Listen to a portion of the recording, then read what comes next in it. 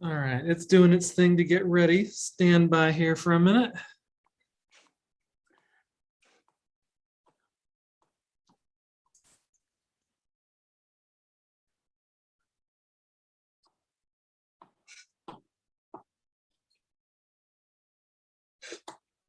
Do you guys track views of these meetings? I don't know that you mean like specifically who watches or just the number of people? Just the number. I'm curious. How many people log in to watch the library board meetings? I would say I have looked recently and we've had 20 to 25 maybe. And I would say not all of those are at the time. Some of them are subsequent to, and I would also say that probably a lot of them are employees who are just interested to see what's going on. Yeah. Well, that's as many as you could expect to see at a school board meeting. So that's pretty good. More than you would expect to see at a lot of school board meetings. At least we do get staff who watch, and I appreciate them taking the time to watch it. I really like that. It's very cool to have a staff member. Oh, I heard you talking about this in the meeting the other day. It was really cool. It's like I feel like a celebrity. Okay, we are streaming. Okay. Well, I want to apologize too. I have boxes in the background here. We're doing a little bit of moving in my office. But I literally cannot adjust my camera so that they're not in view. So I apologize for that. But I will start the meeting off with the Pledge of Allegiance. Okay. And Justin will display the flag. And I will, so that we don't cancel each other out, I will lead myself. If we all talk, basically we talk over each other and it messes up, but everyone is welcome to stand and speak silently as well. I pledge allegiance to the flag of the United States of America and to the republic for which it stands, one nation, under God, indivisible, with liberty and justice for all. So we are starting out today. We have Mark Rawlings here from Baird. You may remember he was on the line with us some months ago when Chip Sutherland just presented to talk about reserve policies in general. And Mark, I would say that Baird has been fairly active in working with libraries across the state in assisting them with developing reserve policies. And part of that is because Baird actually has a practice that works with, I would say, public entities such as ours. And so you're very familiar with this. And we definitely appreciate both you and Chip and all the time that you have put into developing this and assisting us. So I will turn the floor over to you.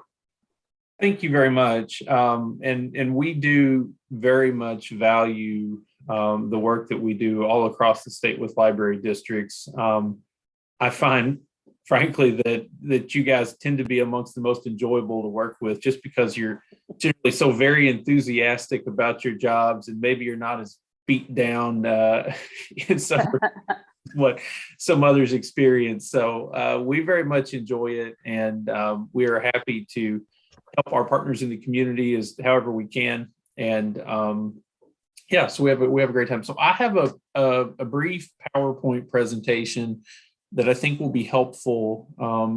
Do I have the ability to share my screen? You do. You are now a co-host.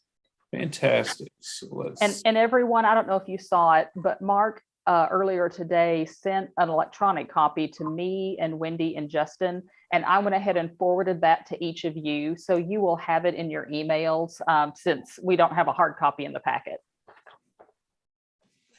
All right, so I'm trying to see where to do that. Go to...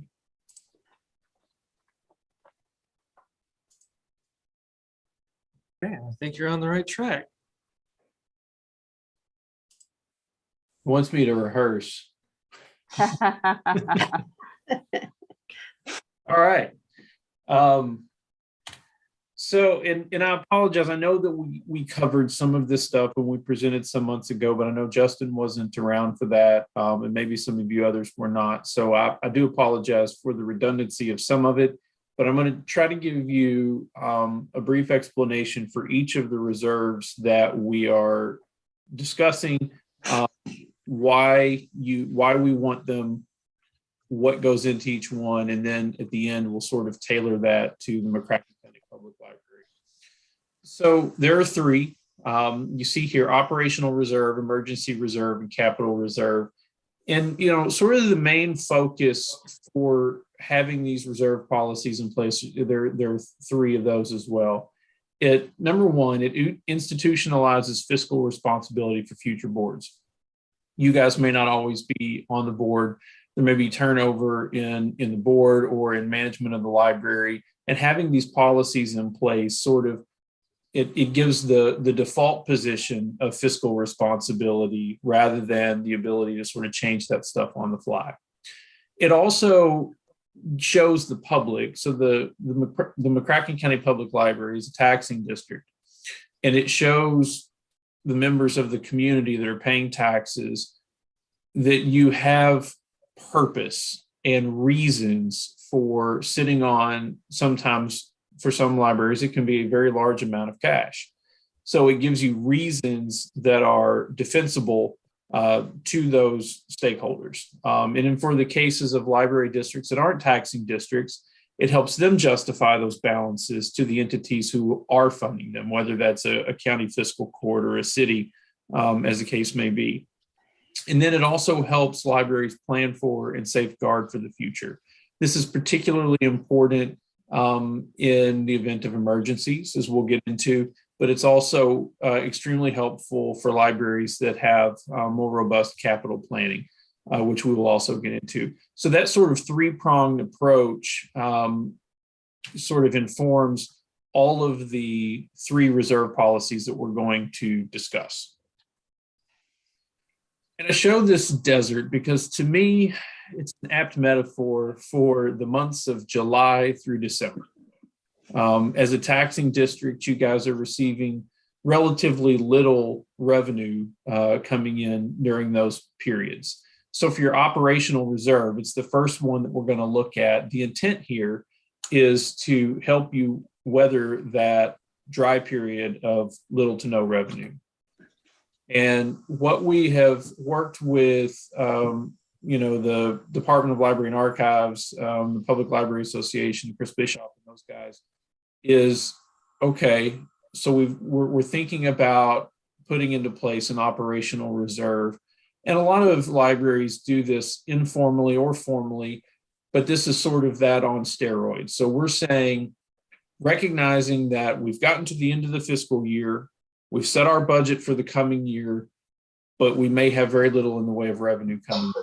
So in order to make sure that we can meet payroll and just generally operate the library, we're going to take a portion of our cash, we're going to set it aside into what we're calling the operational reserve. And for the most part, we're targeting 6 months worth of operations. Now, that amount can fluctuate from year to year, so we don't necessarily assign a dollar amount to it when the board approves a reserve policy for the operational reserve. It's more in terms of how many months of operation, so that you don't have to revisit it every year and set a new amount. You just automatically are able to put in 6 months of operations into that reserve. And again, that should help you then bridge the gap so that you're not running out of money and can't pay Justin, by December, which I would think that he would think is pretty important. So that's the intent of that. Now, 6 months is the recommendation. There could be compelling reasons that you wanted to go less than that or longer than that. Longer would certainly be even more conservative and more of a really serious backstop that would protect you, if for some reason there was a huge economic meltdown and tax collections were 50%, that would give you additional support there. But the base recommendation is 6 months. The emergency reserve is exactly what it sounds like. It's for emergencies. Excuse me. There are things that can crop up that are unexpected. And this picture here is an extreme example of that where a sinkhole opened up underneath the Corvette Museum in Bowling Green. And half of the museum fell into it, including some pretty expensive automobiles. And like I said, that's an extreme example, but there are things that can crop up. It could be a leaky roof, the HVAC, quits on you, and you have these expenses that come up that are not in the budget. This reserve provides you with some fallback money that you can cover those things or some part of those things without really endangering the operation of the library. And we use I say relatively, to any normal person, I think $250,000 would be a pretty sizable amount of money. But relative to the size of your budget and the amount of fund balance that you guys are sitting on now, it's not that much, but we want it to be there. If you were trying to find $250,000 out of your normal operating revenues, that would be a big number. But if it came up and you had that money sitting there, then that's going to keep your budget whole. And so that's what that one's for. It's emergencies, and in this one we do generally assign a specific amount to it, and the amount is up to you guys. If you have an aging HVAC, or your roof is old, or you're 5 or 10 years away before you're going to get to the end life of something. This one is flexible. It's up to you guys to decide what you think is a sufficient amount. Somewhere around 250,000 has kind of been most of the time where we're putting libraries for this one. But again, it's at the board's discretion. And the last one is the capital facility reserve. And here the goal is to be strategic. And this is going to be, for you guys looking at your existing fund balance, this is going to be this will get the largest share of your fund balance. And it can be for renovations, major construction projects, whether that's building a new library, whether that's building a branch, adding on to your library, renovating your library, repaving the parking lot, purchasing a new bookmobile, technology upgrades. Those are the sorts of capital expenditures that this reserve is intended to fund. And what we like to do, and we'll get into this in a second, is help you with that capital planning. It may be that you say, we're good. We're not going to have really anything other than, we're going to need to resurface the parking lot. We might need to get new carpet in here at some point. It could be those sorts of things, but it could also be that you're thinking bigger and thinking of a renovation. But we want to help you start thinking about those things 5 years, 10 years down the road, and how you can start saving money for them so that you can use the correct mix of cash or all cash in borrowing or all borrowing. But we want to help you plan for those things. And this capital facility reserve is intended to facilitate that by beginning to set aside funds. And not every library is in the position that you guys are. So you're sitting on a fund balance of about $5 million, where you can fund your operational reserve, you can fund your emergency reserve, and still have a sizable chunk of money sitting ready to go into this capital facility reserve. Some libraries may only have enough to fund their operational reserve and their emergency reserve, and will need to build up a capital facility reserve over time. So that's what the intent of this one is, and it's to help facilitate planning. And you can consult with us, you can consult with architects, or folks from the state to help you establish this 5 to 10 year capital plan. But we definitely encourage you to engage someone to help you start thinking about those things, because the worst thing that could happen is that in 10 years or 5 years, someone says, you know what, we need to build us a new branch out on the south side. And oh no, how are we going to pay for it? But if you've got a plan in place, that makes that entire process much easier. And as I said, some libraries can add funds to this after they hit their target goals for the other funds. In those cases, what we would encourage them to do is say, we're going to set, a percentage of total annual expenditures will be added to the capital reserve every year until we hit a specific target, or in ad infinitum until, we're ready to do a project. And then once you've hit those targets, or if you move into the active planning process for a capital project, then you can revisit this policy and update it and start really ramping it up, or scaling it back, or whatever the case may be, once you get there and know exactly what you need. So before I get into the amounts for McCracken County that I'm sort of looking at, just at my initial review of your financials, do you guys have any questions about the policies themselves?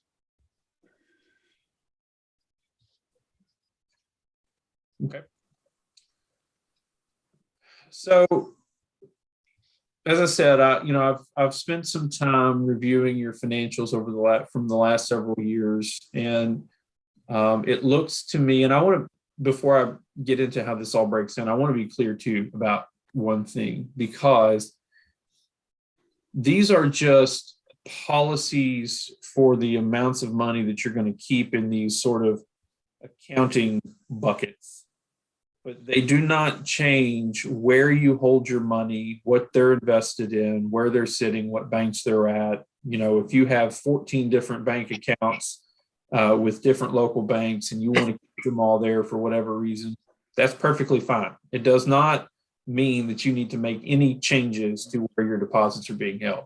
It's just a policy then that will go into your audits that'll say, we've got these policies in place. We've got this amount earmarked for that reserve fund, this reserve fund, and that reserve fund. So like I said, you guys have about $5.2 million in your fund balance. And of that, there's actually more than that. There's about $127,000 that was restricted for materials, I think library materials, books, and things like that I did not include in that number. Because it didn't feel to me like that really fit into any one of these three reserves. And I felt like it was fine on its own where it was. So all I included in here were your unassigned fund balance, which was about $4.4 million. And then there was a $750,000 that was assigned for, capital type stuff. Carpet, parking lot, building maintenance, those sorts of things. So to me, that $750,000 can roll into the capital facility reserve. So using the $5.2 million as the starting point, we would recommend keeping $2 million in your operational reserve to pay bills. And that amount comes from just looking at your 2021 draft audit. You had operating expenses of about $3.9 million.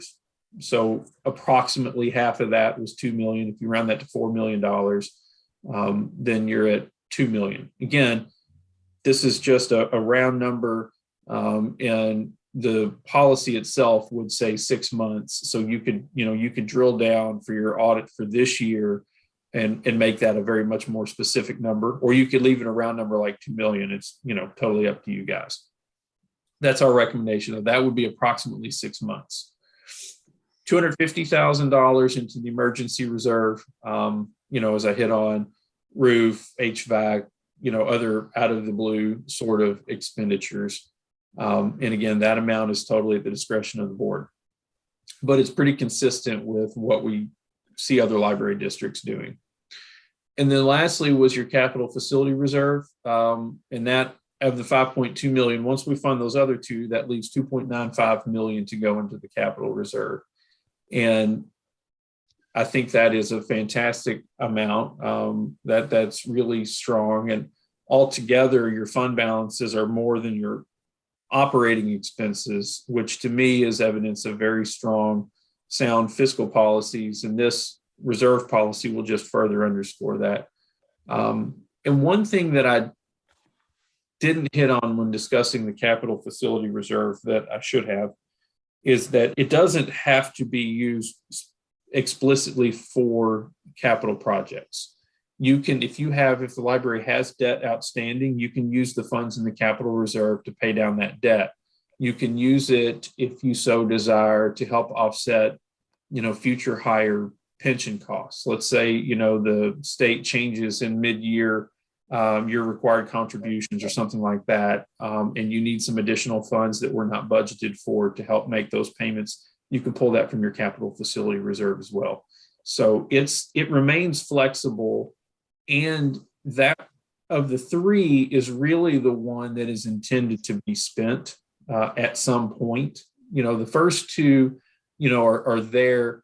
Your operational reserve is there and can be dipped into during those 6-month periods. But once you start getting your tax receipts in, then you're going to put those funds back into your reserve to make it whole, so that at the end of every June 30, you're going to have that 6 months in there. The emergency reserve, Lord willing, you never have to actually touch those funds. Those are there just for emergencies. But if you do, great, and that's what it's there for. But the capital facility reserve is really the one that's intended to actually be spent at some point on a capital project or retiring debt or pension costs or whatever you need it for. But that's where we stand. And then once you have those other two established at levels that you're comfortable with, as the years progress, and let's say you have a string of years where you have excess revenue over expenses, you can park that into your capital reserve as well. And there's no limit on how big it can get or how small it should be. It just needs to be used in conjunction with the planning that the library does for its capital needs.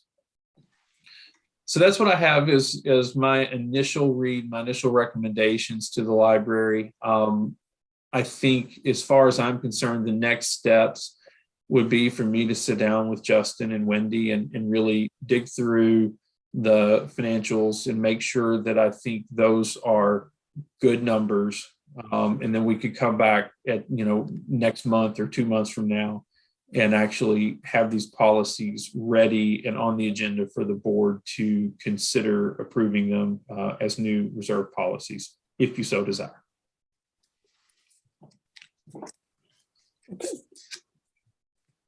So Mark, so currently, I would say just the way we operate, like our actual process for when we need money each month.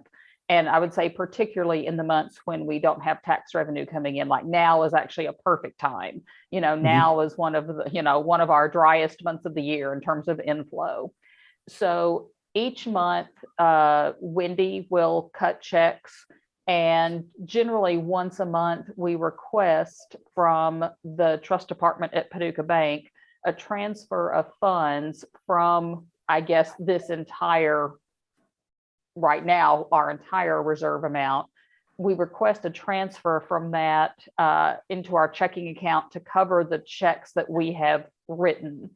And basically, and I would say, or known expenses that are coming for the month. Again, we try to just do it once a month.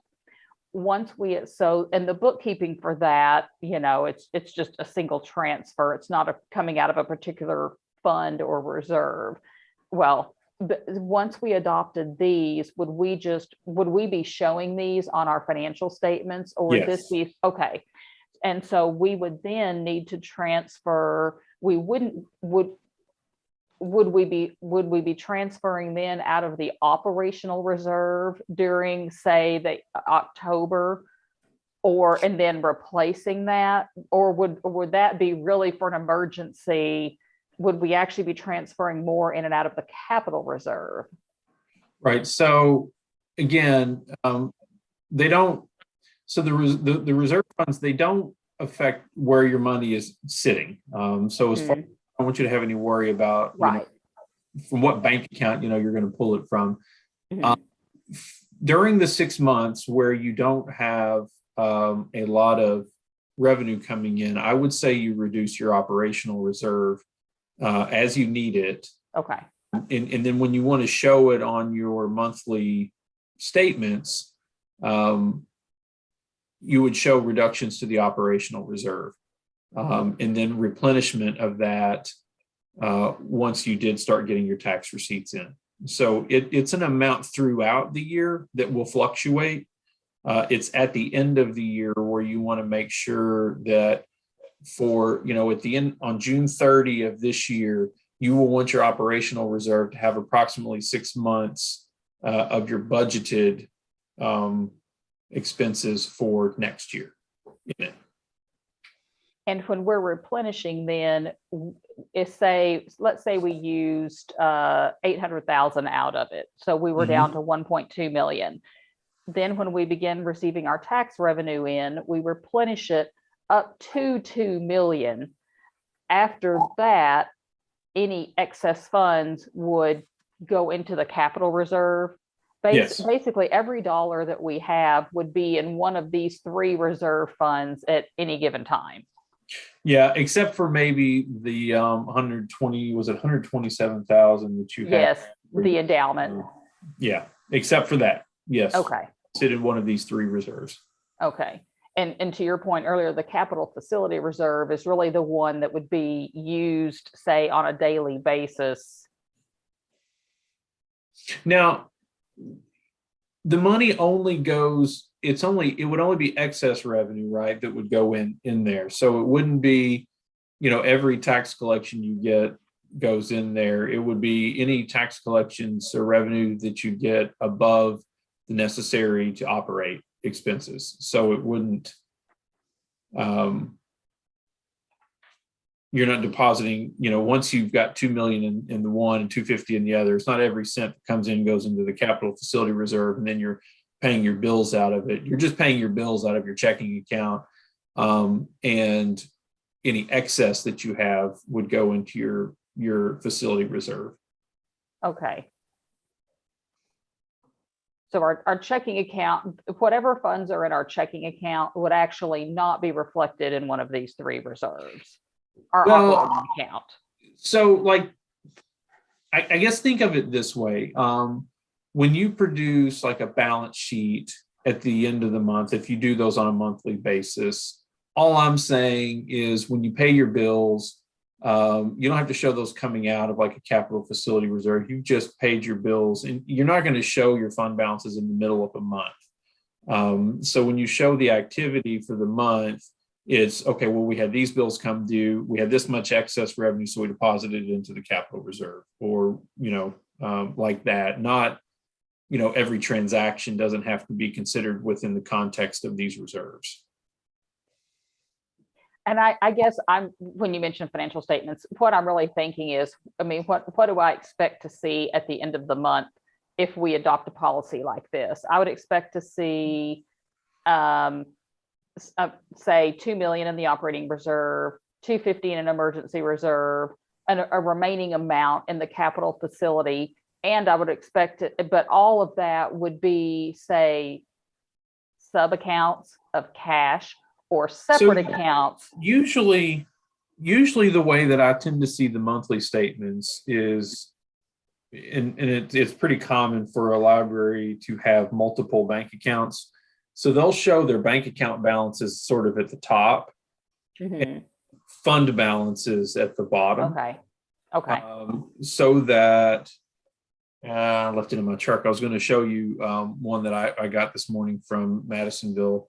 But yeah, so you still show like your bank balances up here, and they're just exactly the same as they were before, just with whatever amounts they reflect. And then at the end where you're showing, you've got your assets, your liabilities, and your fund balances, they should generally jive, the total for the bank accounts and then the amounts in your fund balances. But does that make sense? I'd be happy to send you guys an example of what I'm talking about. It does make sense. And it is good to know that, in essence, those funds can say more or less, we don't have to be working with those funds on a daily basis. We can operate out of the checking account like we always have. Yes, 100%.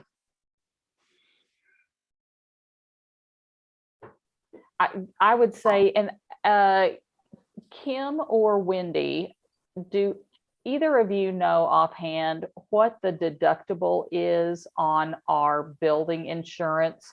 And where I'm going with that is, No, I got you. oh, yeah, the current amounts that we have reserved are for specific projects. But I mean, let's say someone hits the gas instead of the brake and runs into the side of the building. Yes, we have insurance on the building, but what would our portion of that be?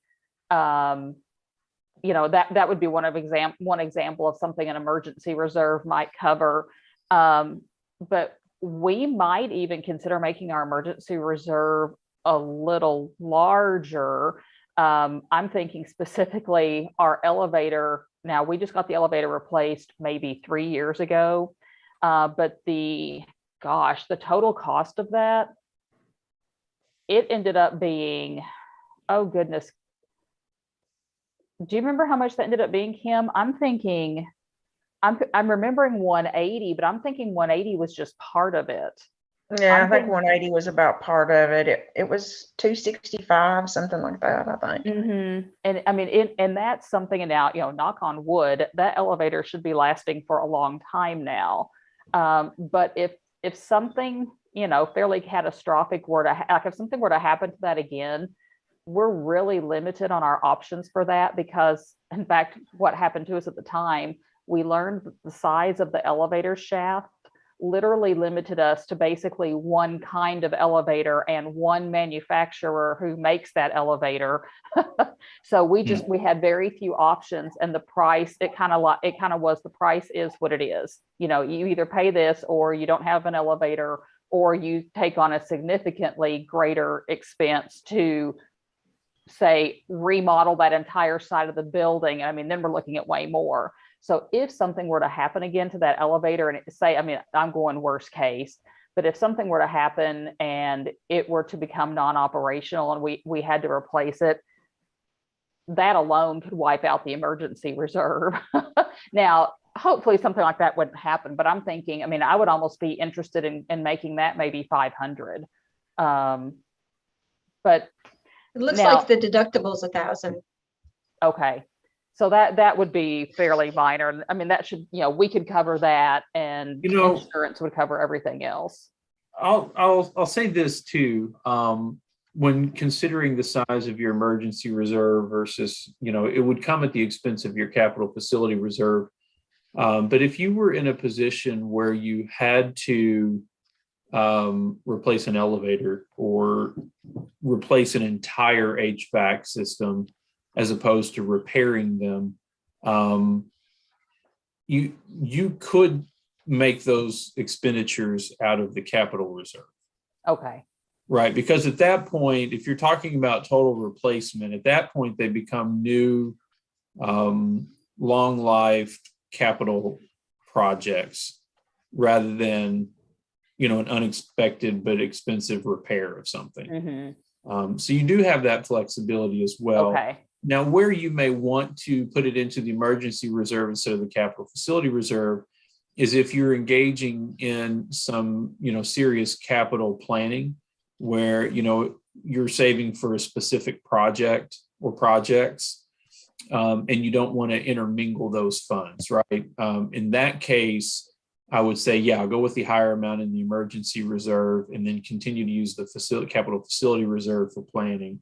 But if you have nothing major on the horizon, I would say you've got some flexibility there to where, if you had to replace a major system like an elevator or an HVAC, which would probably, and a new HVAC, how many square feet is that library?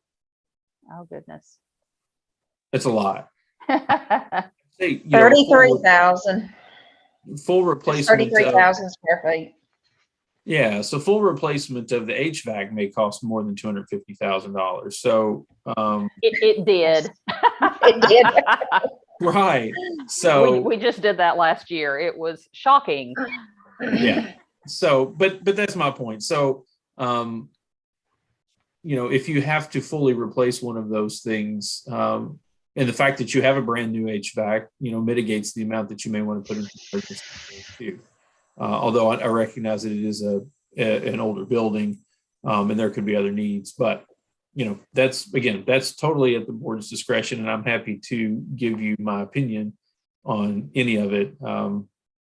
But if you're talking about total replacement of those things, you could, or that you're going to have to replace one of those things in the next 10 years, maybe you leave it in the capital facility reserve and plan for it rather than react when something bad happens. Is there accounting wise, is there a recommended method for, if I say having sub accounts within the capital facility reserve? We already had, well, that 750 that you had mentioned that was in our audit, that was a combination of multiple future projects or future capital expenses that we know are very likely going to be required. So we had already earmarked those, frankly, almost just so we wouldn't lose track of what that's for and how much we have. Is for accounting purposes, is there a way of tracking that? I'm certain that there is from an accounting standpoint. And I intend to have that very conversation with Chris Bischoff to ask him, his thoughts on it, because I had the same conversation this morning in Madisonville. Is there some sense in delineating within those reserves? In their case, they have more than one branch, so they have a branch in Madisonville and one in Dawson Springs. Is there some sense in making delineations within the reserves for different either branches or different purposes? So I'll get back to you on the feedback. Okay. To me, it makes sense.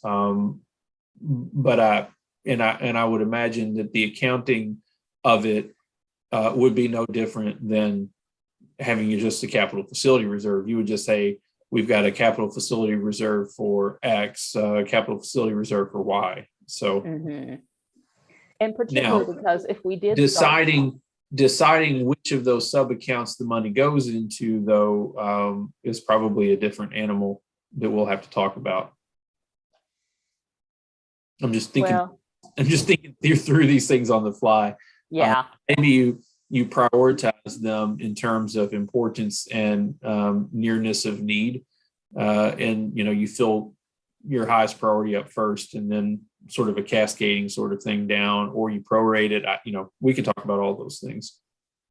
Well, and one reason why I would want to do that too, I mean, as you've alluded, board members turn over, and several years down the road, if say a new need comes up and new board members are looking at the capital facility reserve and they say, well, we have quite a bit of money in there, and either they don't know what it was earmarked for, or they do, but I would say it's not front and center when they're spending some of that money for something else.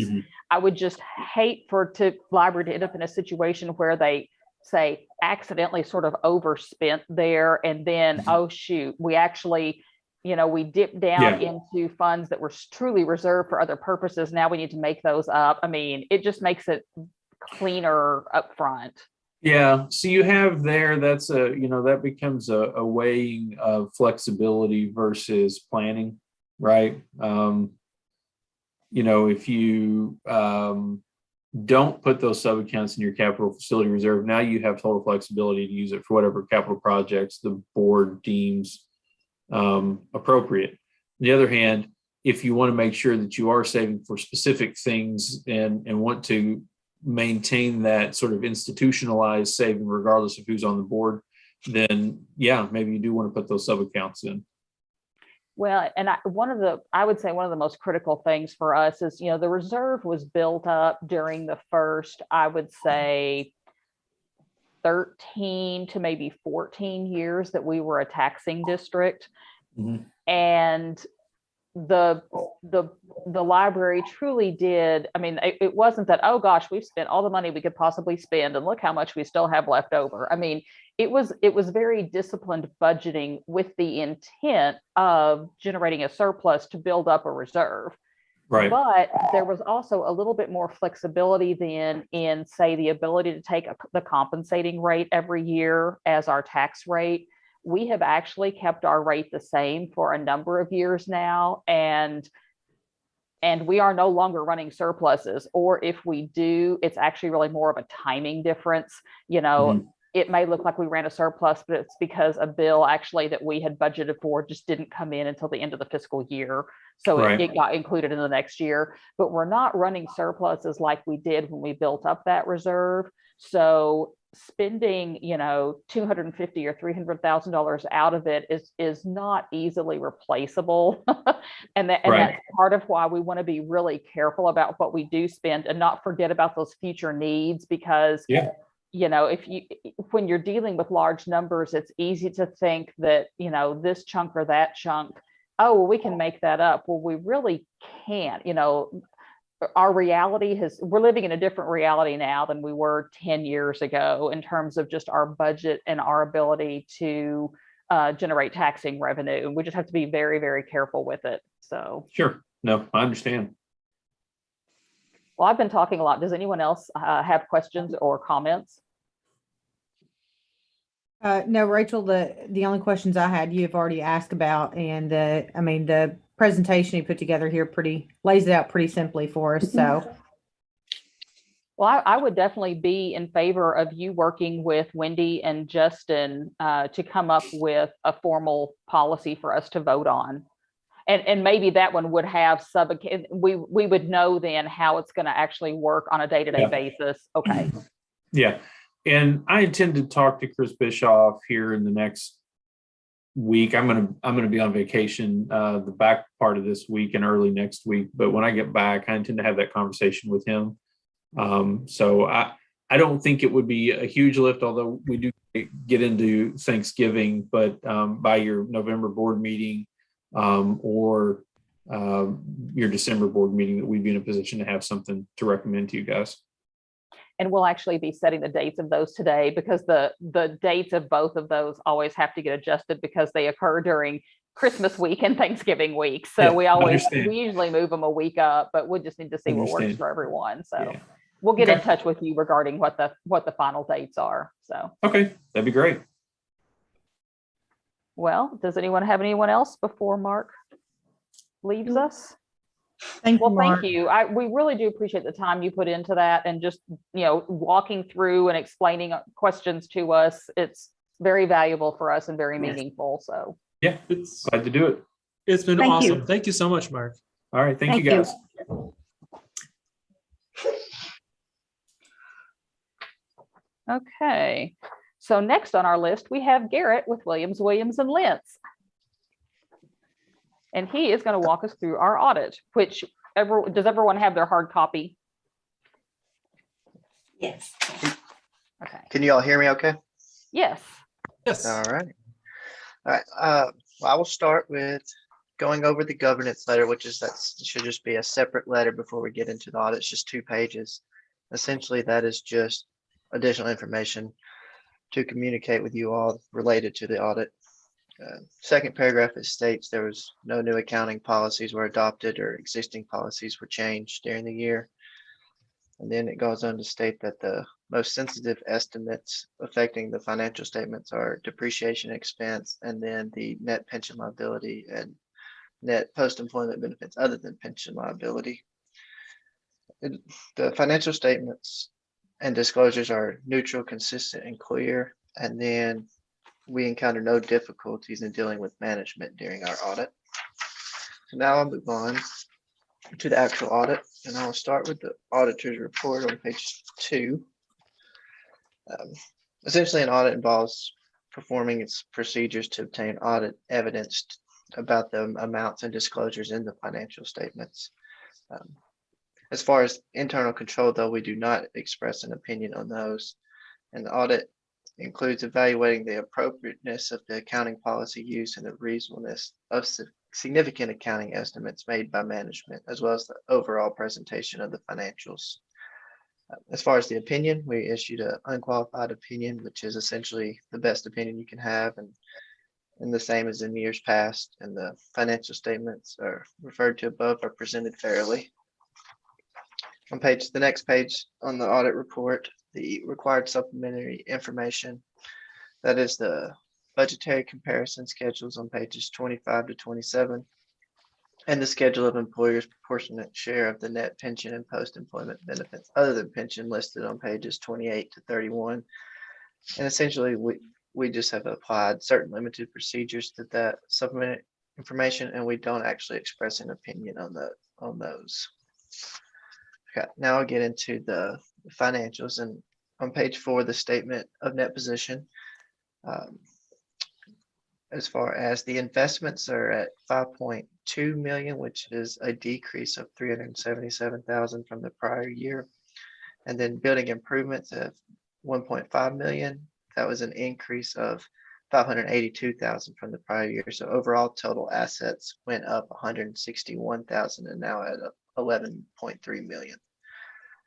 As far as all the deferred and outflows and inflows related to the pension and the net pension liability and net other post-employment benefits liability, all that information is obtained directly from the Kentucky Retirement System report. And then, so the net pension liability for the year is at 3.1 million, an increase of 273,000 from last year. And the post-employment benefit liability, 998,000 is up 305,000 from last year. So overall total liabilities are up 506,000. And then total net position is down 138,000. As far as the income expenses, I will touch more on those when we get to the budget comparisons schedules on pages 25 to 27, because it breaks it down in more detail. So now if you'll flip over to page 8, it starts the footnotes. Note 1 just outlines the significant accounting policies. And like I mentioned earlier, there were no new policies or significant changes to those during the year. On page 14, as far as the investments go, you notice that we had an unrealized gain of $9,372 included in the fair value of investments. And then at the bottom of page 14, the accounts receivable of 3.6 million is up 128,000 from the prior year. I'll flip the page to page 15 on capital assets. It has the breakdown of everything, that the additions and retirements during the year, and the building improvements. You'll notice the 694,000 in additions there is related to all the HVAC and the entryway doors. Starting on page 16 and goes all the way to page 23 is more information on the pension. All that information and the wording is actually obtained directly from the KRS reports, and we include it here. So that's all I'm going to touch on that, unless there's any more questions on it. Now I will go to the budgetary comparison schedule on page 25.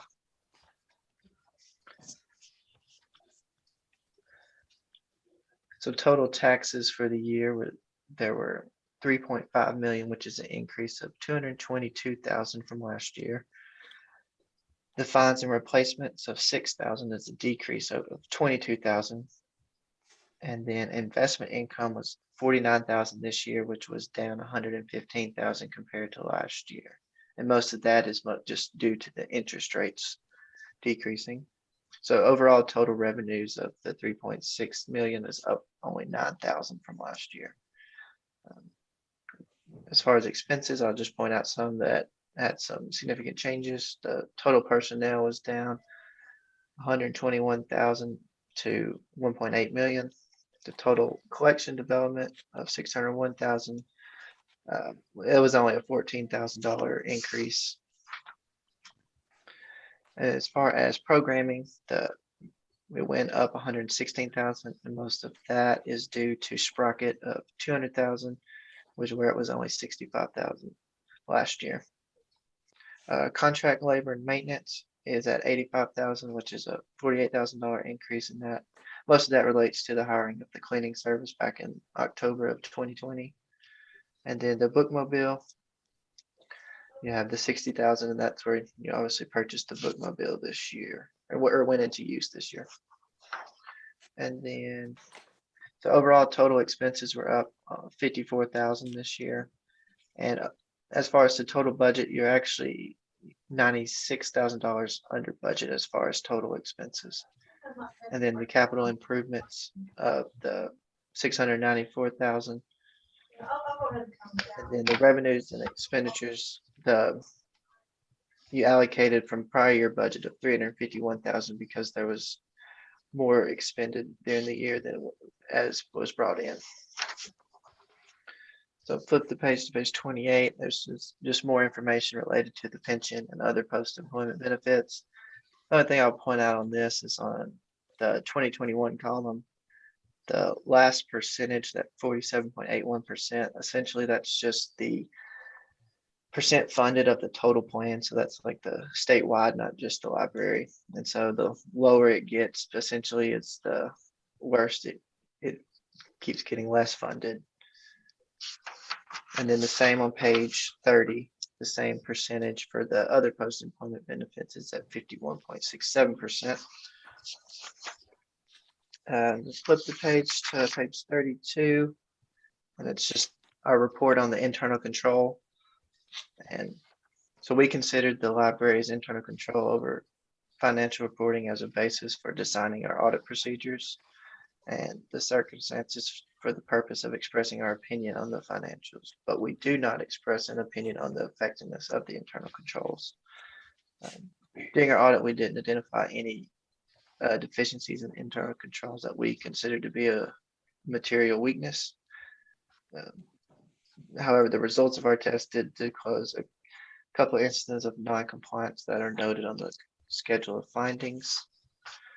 And essentially the purpose of this portion of the report is to describe our scope of their testing of internal controls and compliance. And then on page 34, there's our schedule of findings. We have the one related to the budget, which has been the same for several years now, but it keeps getting better. There was only a few items that were line items that were expended more than you actually had budgeted for. So that is getting better. And then the payroll disbursements. So before the payroll payment is initiated, a report listing of each employee and their pay is provided to the director for approval. However, the library personnel was unable to locate the approved reports from July to December in 2020. And essentially, there's just management's responded that their folder will be kept with all the approved reports going forward. Did want to point out that there were a couple small issues that we ran into that we noticed what happened during the audit. Just most of that was just due kind of to the changing of the directors, and most of them were just like one-off instances, and none of them were major. But I have emailed Justin and Kim those, and they're aware of them, and just so we can make sure that happens going forward. So just want to say thank you all for your time, and do we have any questions?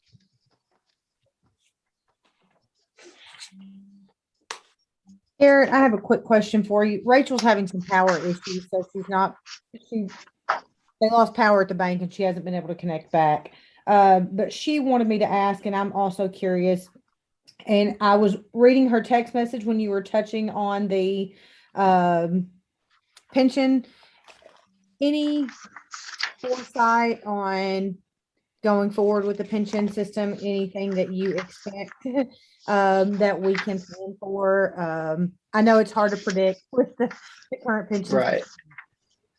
No, I mean, as far as the contribution rates, they stayed the same for this year, but I believe they are going to go up again next year for this next fiscal year that we're currently in. But I mean, other than that, it's pretty much going to be the same as far as I'm aware. I haven't heard of anything different. And for budgeting purposes, an estimated percentage of increase, if we budget for a 3.5% increase annually in retirement without knowing for sure what those numbers are going to look like, do you think that's a solid anticipation? I can't remember how much the increase is this next year, but I mean, every year the percentage should be out before, like, while you create your budget, I believe. during the budgeting process. And do Yes, you and- see any chance do you see any major changes coming with the pension system that could help alleviate some of the burden that the pension system is causing for members? I'm not aware of anything, and I haven't heard anybody else really make any mention of it either. Me either, I but know that's I unfortunate, but Garrett, you are correct. We do get the numbers from KRS, usually sometime in December, I think, for okay. the following year, for the following fiscal year. So those numbers come out a long time before we start budgeting stuff. I think the thing that is confusing to me, and it probably is to some of the rest of you all, is we just had this conversation about our $5.2 million and how we're going to allocate it, but yet we're setting on a pension liability of possibly over $3 million. How do we relate that into our financials and into our brains? Well, so essentially that, when he was talking about that 5.2 million on page 4, the net position, or wait, no. Sorry, page 6. The governmental fund, where you see the fund balance. So you actually have that 5.2 million, and it doesn't take into the account the pension.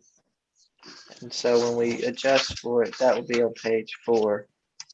And so your total net position, when you include the pension, is at 4.2 because of all the deferred inflows and outflows and everything else. So I don't think you would really take that into account when you do all the assignments.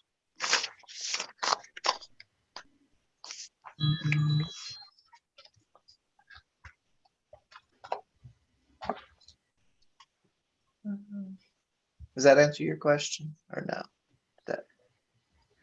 So 4.2 million is what you're saying, that after you take the pension liability out, but nobody else is taking that out. Is that what I'm assuming? Right. I wouldn't think so. Okay. Well, I think we started doing that because the liability, it is a possible liability. And we were having trouble with the county, Right. or maybe not trouble, but we were needing to make sure that they understood we weren't just sitting on $5 million with nothing to do with it. Right. So yeah, what he was talking about, that 5.2 million didn't include anything related to the pension. Right. That fund balance that listed on page 6. I believe that's what he was referring to.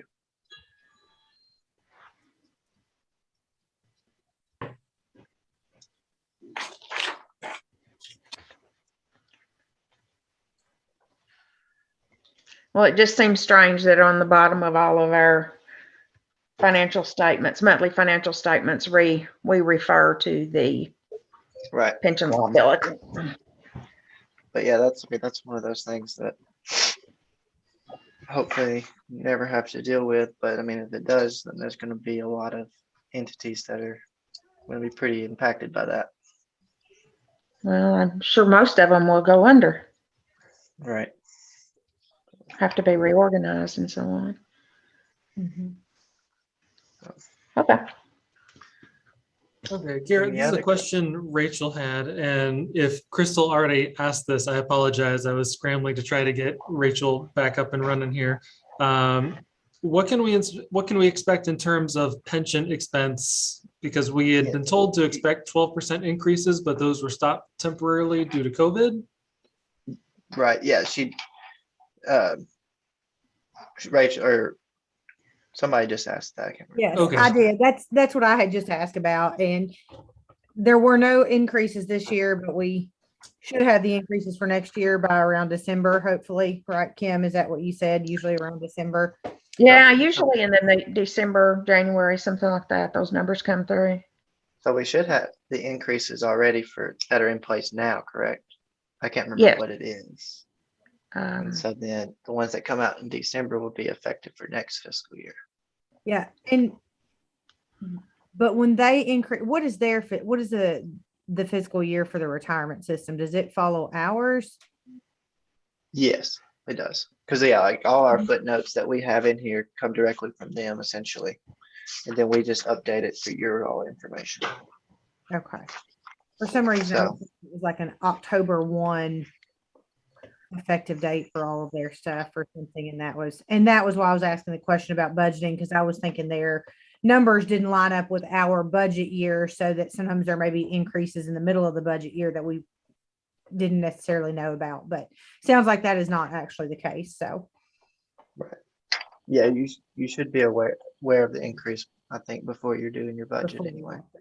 Okay. Okay. Are there any other questions? All right. Well, like I said, thank you for your time, and it went really well this year with new management in place as well. So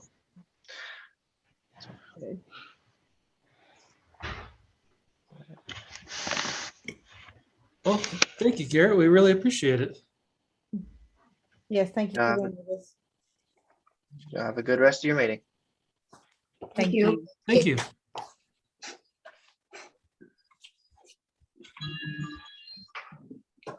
I thought I saw Rachel joining back in, but I saw Rachel's requested pop in the room show up. it popped up and then it's like she disappeared. It says Roy's trying to connect to audio. Well, you're muted right now, Roy. Okay, I don't know. It just popped up. I'll Okay. click it. I don't know why it popped up. Oh, yeah. There's Rachel. Oh, Roy, I think for some reason you have like double audio. I'm on twice, I think. Okay, I think we have two Roys in the room. Get two Roys. Yes. Okay, I'm back. Can everyone hear me? Yes. Yes. I'm sorry about that. I'm at the bank and we had a power blip and it's actually messed up my computer, so I can't log back on. Oh no, we You'll kept see that seeing your bubble trying to get in. So I had texted Crystal and actually Justin and Wendy both to ask about what we can expect in terms of the pension liability. That question may have already been asked and Garrett may have already addressed it. He did, and Yes. he actually just left, but he basically said he can't tell us anything. He doesn't know what to expect with the pension either. Did he confirm that? So we had been told in, I believe, 2019, maybe 18, to expect 12%, like not to budget for 12% increases in what we would have to pay each year, because that is what we were going to be billed. And 12%, I mean, that may not sound like a huge amount, but when you start adding it to, say we started around 225,000. And when you add 12% to that and then add 12% to that each year, it gets, in 10 years, we were going to be up around 600,000 or 700,000 in contributions. It literally increases that much. And so when COVID hit, they had temporarily suspended that just because, certainly early on, no one had any idea how COVID was going to impact, say, entities' ability to pay that on a temporary basis.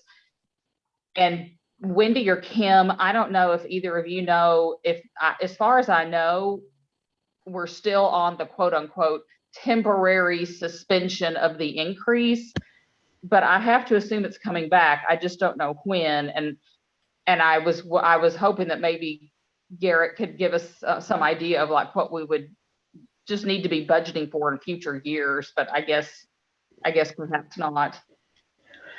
They come out with it, Rachel, once a year as to what our liability is. I think that 12% went to some of the universities and stuff, and it didn't actually affect us like it originally come out that it said it was going to. Okay.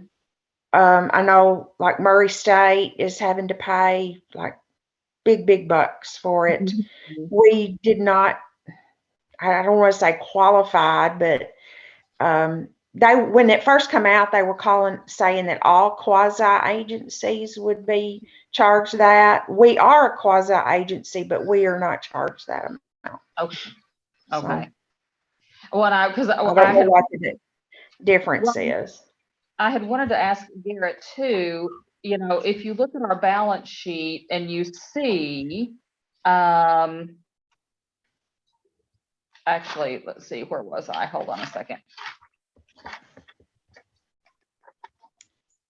I was not on the balance sheet. I was on page. Hold on just a second. I just flipped and then I lost it.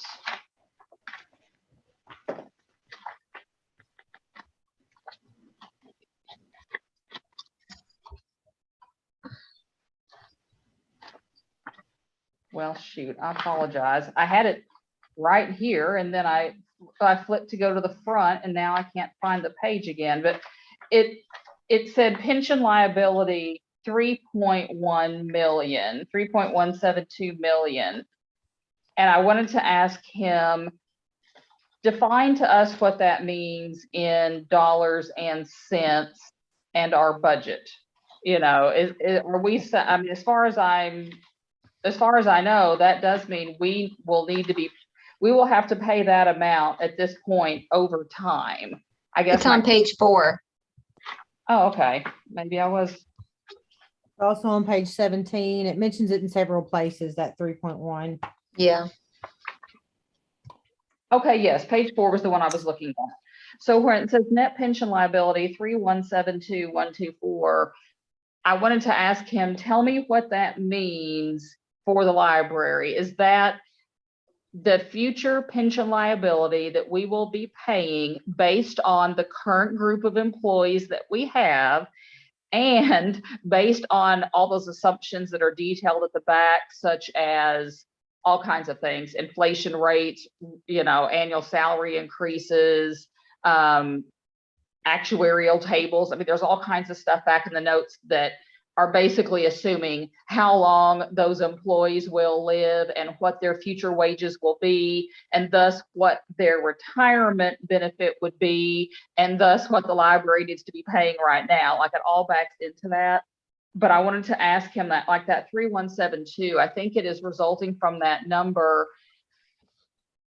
But if I say, I don't think it's like, oh, you divide that by 10 and the library will pay that over the next 10 years. I think it constantly changes based on all of those things, but it's there on the balance sheet so that anyone looking at our financials realizes that we do have a liability. But and it's my understanding, and Kim and Wendy could speak a lot more to it, but based on what he said and just my background knowledge of it from the Housing Authority's participation in Kentucky Retirement, that is the unfunded portion currently. That would be the library's contribution. They may or may not ever force us to pay that. Like, or even, and that assumes a whole bunch of things. Like, it assumes that all the employees that we currently have stay with the library and be like, and are eligible under the system and are eligible for a certain period of, like, you know what I'm saying? Like, I mean, we're still we may not pay 3.1 million over, but I mean, like, we're paying a lot right now. Well, and we're going to keep paying annually what we're paying per employee, but this unfunded liability, we may or may not ever pay it. it depends on what reforms the pension system makes and where they are, what continues to be unfunded, and if they have to resort to that.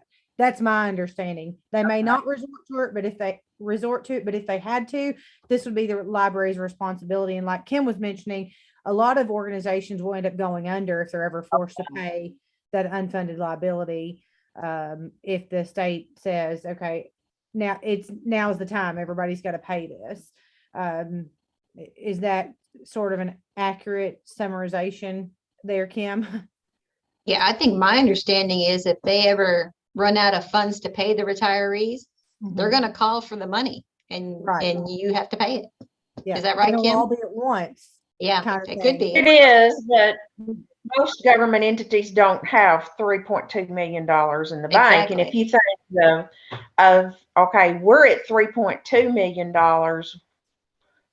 and we have 25 employees. What's the school system's liability? It's probably $1 billion, you know, the McCracken County school system. So, you know, what would they do? Things would just have to shut down. I mean, they couldn't do it. So that's one of those things. Everything is based on assumptions, though, that the assumptions of the interest rates, assumptions of my life expectancy and everybody else's that's on there. And I have heard other sides of it. I've been to a couple of meetings that say it's not as bad as some of the assumptions say they are. It's kind of like we've heard Social Security was going under since I was a teenager. It's still going. Hey, it better still be going here in a couple of months for me. But I mean, seriously, they've been saying that for 40 years. Long time. Yeah. And hopefully the same thing it is with this retirement. There's a lot of different things that they can do. A lot of it could have been fixed last year with the teachers kicked up about it. Some of the changes that they were making and stuff like that. Some of the changes that are going to happen are not good. They're not good for the new employees. I think I'm going to have to turn a light on. Natural light's going away. Well, we're still currently at about $250 a year. And I had created a spreadsheet several years ago that showed what we had paid historically and the increases that were occurring, because we have still seen increases, just not at the rate of 12% a year, but we have definitely seen increases. I would say more like along the maybe 4 to 5% a year. But it's still, when you take that forward, it's interesting where it's going. I mean, like, meaning how quickly you end up at larger numbers, and you wouldn't think you would at such a fairly, relatively speaking, small rate of increase. But after my computer exploded, that spreadsheet is unretrievable at the moment. So. So is already off the call. Does that mean that we basically need to take a vote now to approve the audited financials as presented? I believe so. Yes. Okay.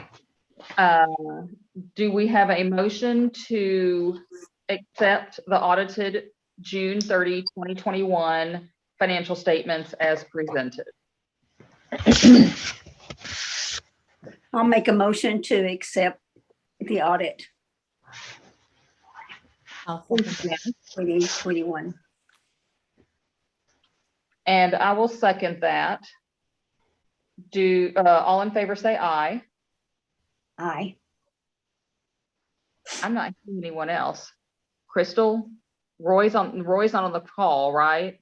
Roy has left. No, So Melanie's not on the call either, right? no. No. So that means Janice, Crystal, and I have to vote like we're the majority then. So all three of us have to vote for everything. And I apologize. I didn't hear Crystal's vote on that. Is she still on the call? Yes. Yes. Okay. Let's see. Hey, Crystal, are you on mute by chance? No, it's just. Oh, there it now goes. it's working. I talked Okay. like 3 times earlier and it wasn't working. Can you hear me now? Yes. Yeah. Okay. So Like I made the motion, I seconded the motion, and I saw the hand go up. yeah, that's why I raised my hand because I was like, well, they can't hear me, so maybe if I raise my hand, they'll know I'm voting. Okay, we have you. I don't know what on happened there. screen, you're on my second, since I'm on my phone, you're on my second screen. So. Right. Yes. Okay. And I, So like I said, I'm talking, but when I talk, I get a yellow box around my picture, and I wasn't getting that, but I was speaking and it didn't show I was on mute, so I was like, I don't know what's happening. So can we say it passed? Yes, okay. Okay.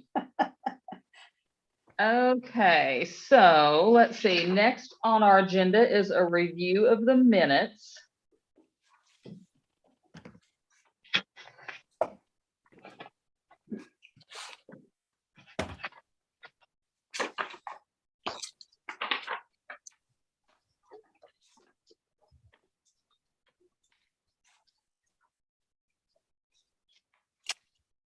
On the Paducah Bank Investment Group, if we change that to the Paducah Bank Trust Department, that would be their actual title.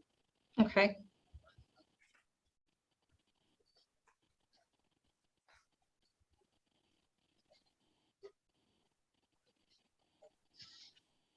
Is that only listed on right there where it says Paducah Bank investment presentation, and then right below that? Actually, it's up above in the very first paragraph. Let's see, 1, 2, 3, 4, 5. Line 5, it says investment team. If we just say Paducah Bank, Trust. let's say trust advisor. Okay. Advisor? Yes. Okay. And his last name, it's Frampton. It ends with an M. M. Yes. Okay.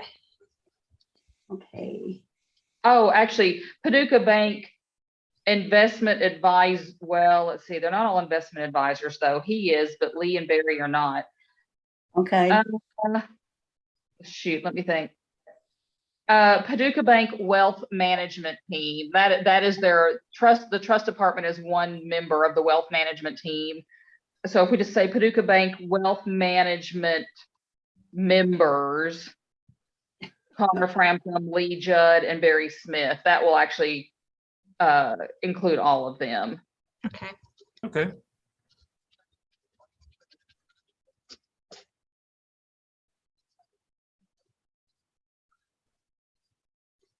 But it is okay to say Paducah Bank Trust Department because they are the specific ones who, it's like Connor was the one presenting, and that is what he's a part of.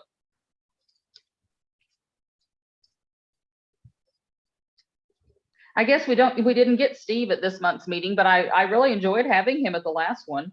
I really do enjoy having him here. Yes.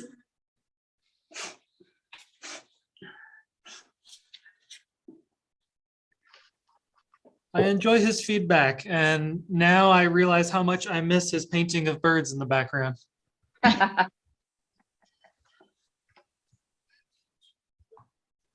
Well, do we have any other changes? And if not, I do go have a ahead. question. I think, isn't this the meeting I had to cut out towards the end because we were going to review the policies and then you guys ended up not doing that? Yes, correct. Does it need to be reflected if? I when think we- it does need to be reflected if a member leaves. And And we also need to make sure for this meeting that we note that Rachel or that Roy left around 5:15. I think it was when he left. Yeah, I don't remember what time. I remember you were trying to leave at 6 before, and you ended up not getting off the phone till I think around 6:15. Does Yeah, that I sound? stayed just as long as I could, but I had to be somewhere at 6:30. So I'm thinking it was 6:15, 6:20 even maybe, but I did have to cut out before the meeting actually adjourned. Okay, before, according to the chat log here, Roy said he had to leave at 5:06. Okay, so Okay. that is for today. Okay.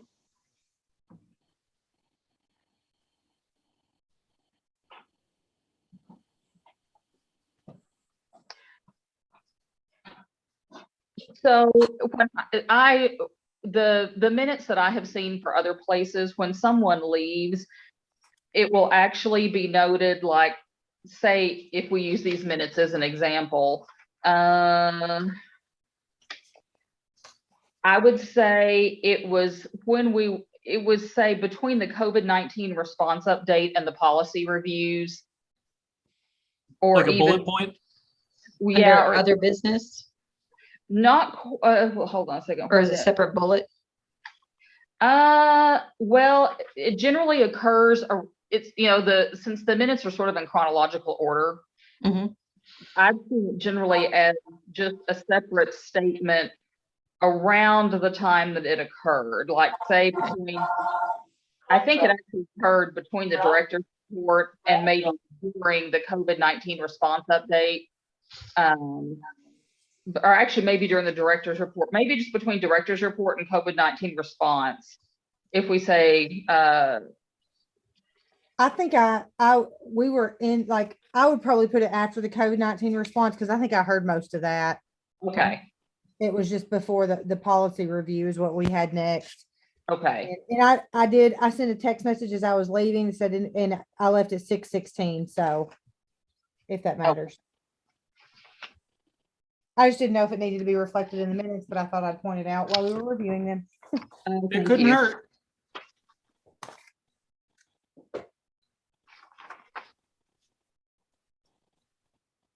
So can we approve the minutes with the noted changes so that she can just note those changes and Yeah. okay, then I will make a motion that we approve the minutes as presented with changes to the language of the trust department being the minutes reflecting that they are the trust department, the wealth management members, and then noting that I departed from the meeting at 6:16 p.m. Okay, I'll second. thank you, Crystal and Janice. All in favor say aye. Aye. Aye. Opposed? Motion passes. Moving on to the financial reports.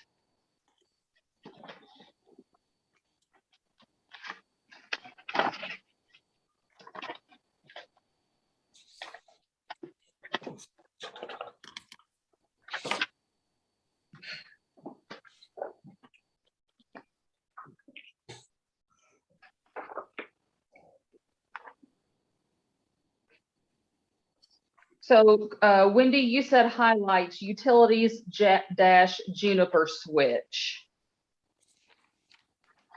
That What was was an added expense that they put in that made the utilities a little higher. Okay, so is it a particular kind of switch, I guess? Yeah, that was my understanding, wasn't it, Kim? The Juniper switch, something for the internet? Is that what that was? That's correct. It was for us to go from 1 gig to 5 gigs. We had to have buy that switch. Okay. Kim, is that not something that we couldn't get that through the E-rate funding? No, not the switch. It couldn't. Okay, just curious.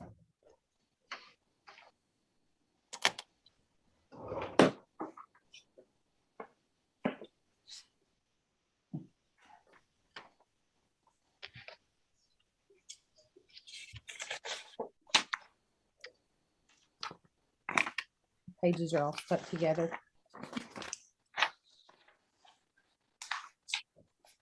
Let's make a note.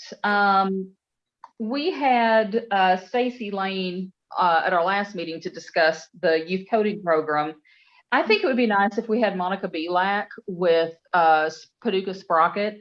come to either the November or December meeting just to kind of give us an update on what Sprocket is doing. My understanding is that maybe they've changed direction a little bit. So it would just be nice to get an update and hear, what changes they've made, what they're doing, that sort of thing. Absolutely. But maybe we'll see. I'm not sure how much we're going to be able to get through in this meeting in terms of policies again.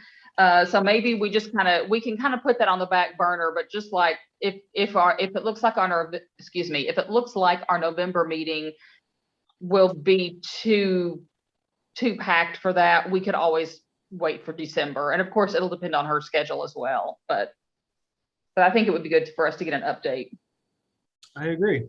Yeah, I did get an email from them, I think just this week, that they had finished the construction on the co-work space. And that's getting ready to open, I so. saw that as well.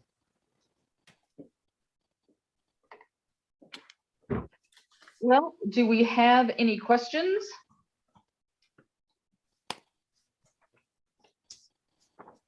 I do not. Nope. So the insurance, the difference in why we're at 125% is, I see that we've got this surety bond for the treasurer, but Yes, that's why that wasn't in the budget, the original budget. okay. I went ahead and did the surety bond for 2 years rather than just one, because we're having to renew it every year, and Melanie will go off of the board next year. So that's the reason why it's high. Her term is up. Her term will be up. Okay. I thought I would save some paperwork. Okay.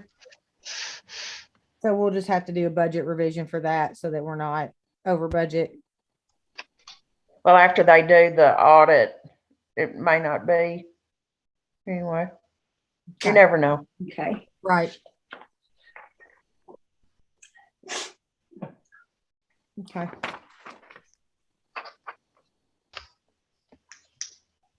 Well, I will make a motion to accept the financials as presented for the month of September. I'll second. Thank you, Crystal. All in favor say aye. Aye. Opposed? Motion. Moving on to the director's report. Okay, I will jump right in. It was quite an exciting month. We had Banned Book Week occur from September 26th to October 2nd. This year's theme was Books Unite Us, Censorship Divides Us.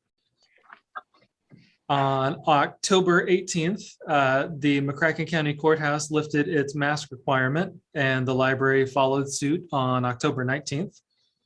I feel like I got these a little bit out of order. My apologies. On October 4th, the Friends of the Library presented the library with a check for $10,000. This is very unique to me. I haven't come across a library system that does this. Most friends groups that I've encountered, usually they tell us, oh, we brought in this much money, this is what we're going to spend it on. And when they presented the check to me, they asked me, well, what are you going to spend it on? And I just was not expecting that question. I was kind of thrown off by it. And I thought, well, no one's really ever asked me to spend $10,000. So I'm going to look at what I can get with grant money, and whatever we can't get with grant money that we're interested in, we'll earmark it for that. But at this time, I don't have any official response yet for what we're going to do with that 10,000. But I would like to have an answer before our next book sale, which is coming up in the first week of November. But we're still thinking about it. I have been, oh gosh, I was on the board for several years until I came on this board. We have never, while I've been involved, never told the director what to spend it on. So feel free. Well, thank you. Thank you. At my, I my don't think past it's changed. It has. My last library, we had one branch that it was a mud brown brick building, and it was on the busiest street in the area, but you'd never know it was there because it was just the most boring brown on earth. And people would pass by it all the time, having no idea it was there. And the friends had decided to put a mural on the side of the building. And when they had a book sale, they said, hey, we brought in this much money and it's going towards the mural. And our director pretty much said, okay, that's that. So the idea of, hey, here's this money, what will you do with it? I don't know. We're usually told what it's already been spent on. So this is a very exciting opportunity. And I look forward to putting it to good use. October 5th, the Purchase Health District and Mercy Hospital teamed up to give free COVID-19 and flu vaccines at the library. Visitors could get one, the other, or both. And we did confirm that it is safe to get both at the same time. The totals were 90 flu shots, 9 COVID shots, and 4 COVID tests were administered. It was a very well-attended event. Several staff, including myself, got our flu shots, and it was very, very well attended, very well spaced out. It was a well-orchestrated event.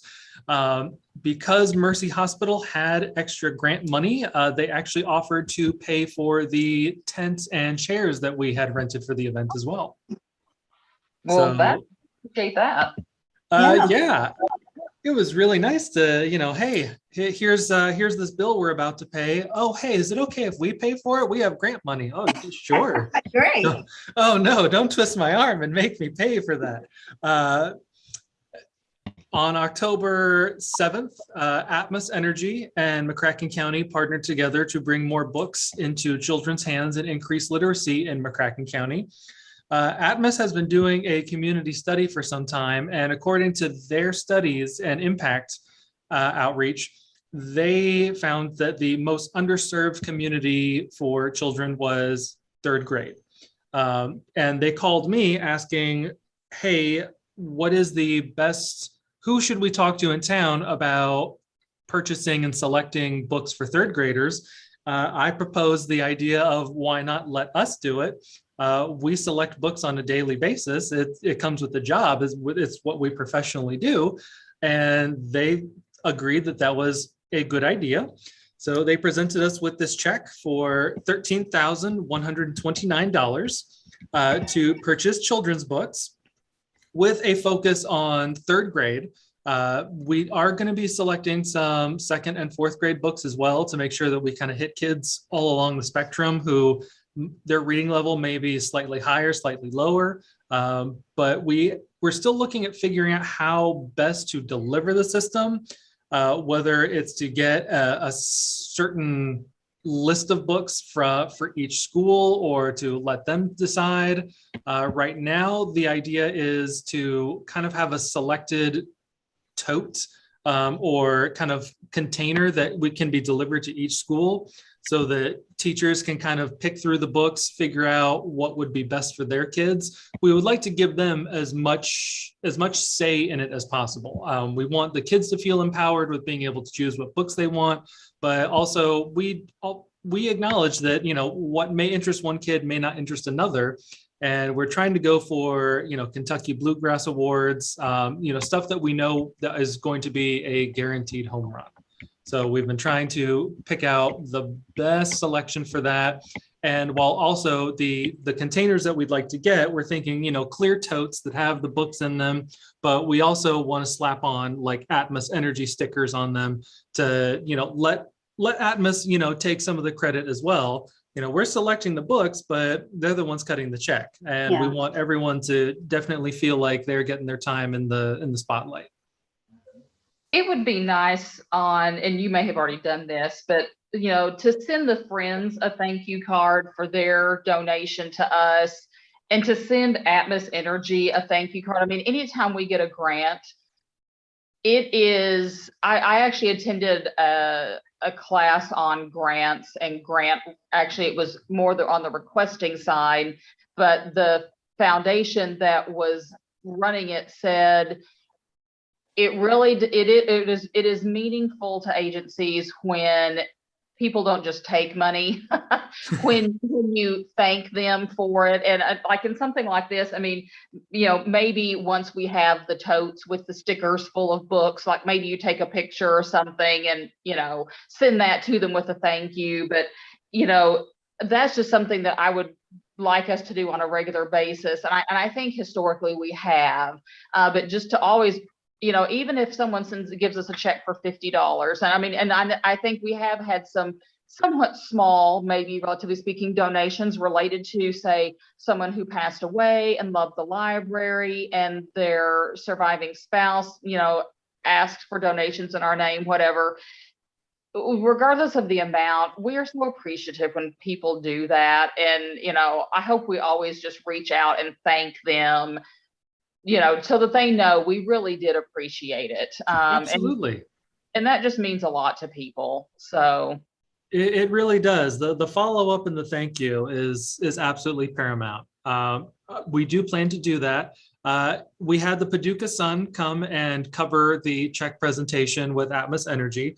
The representative at Atmos told us that they were really looking forward to working with us more in the future and investing in other projects.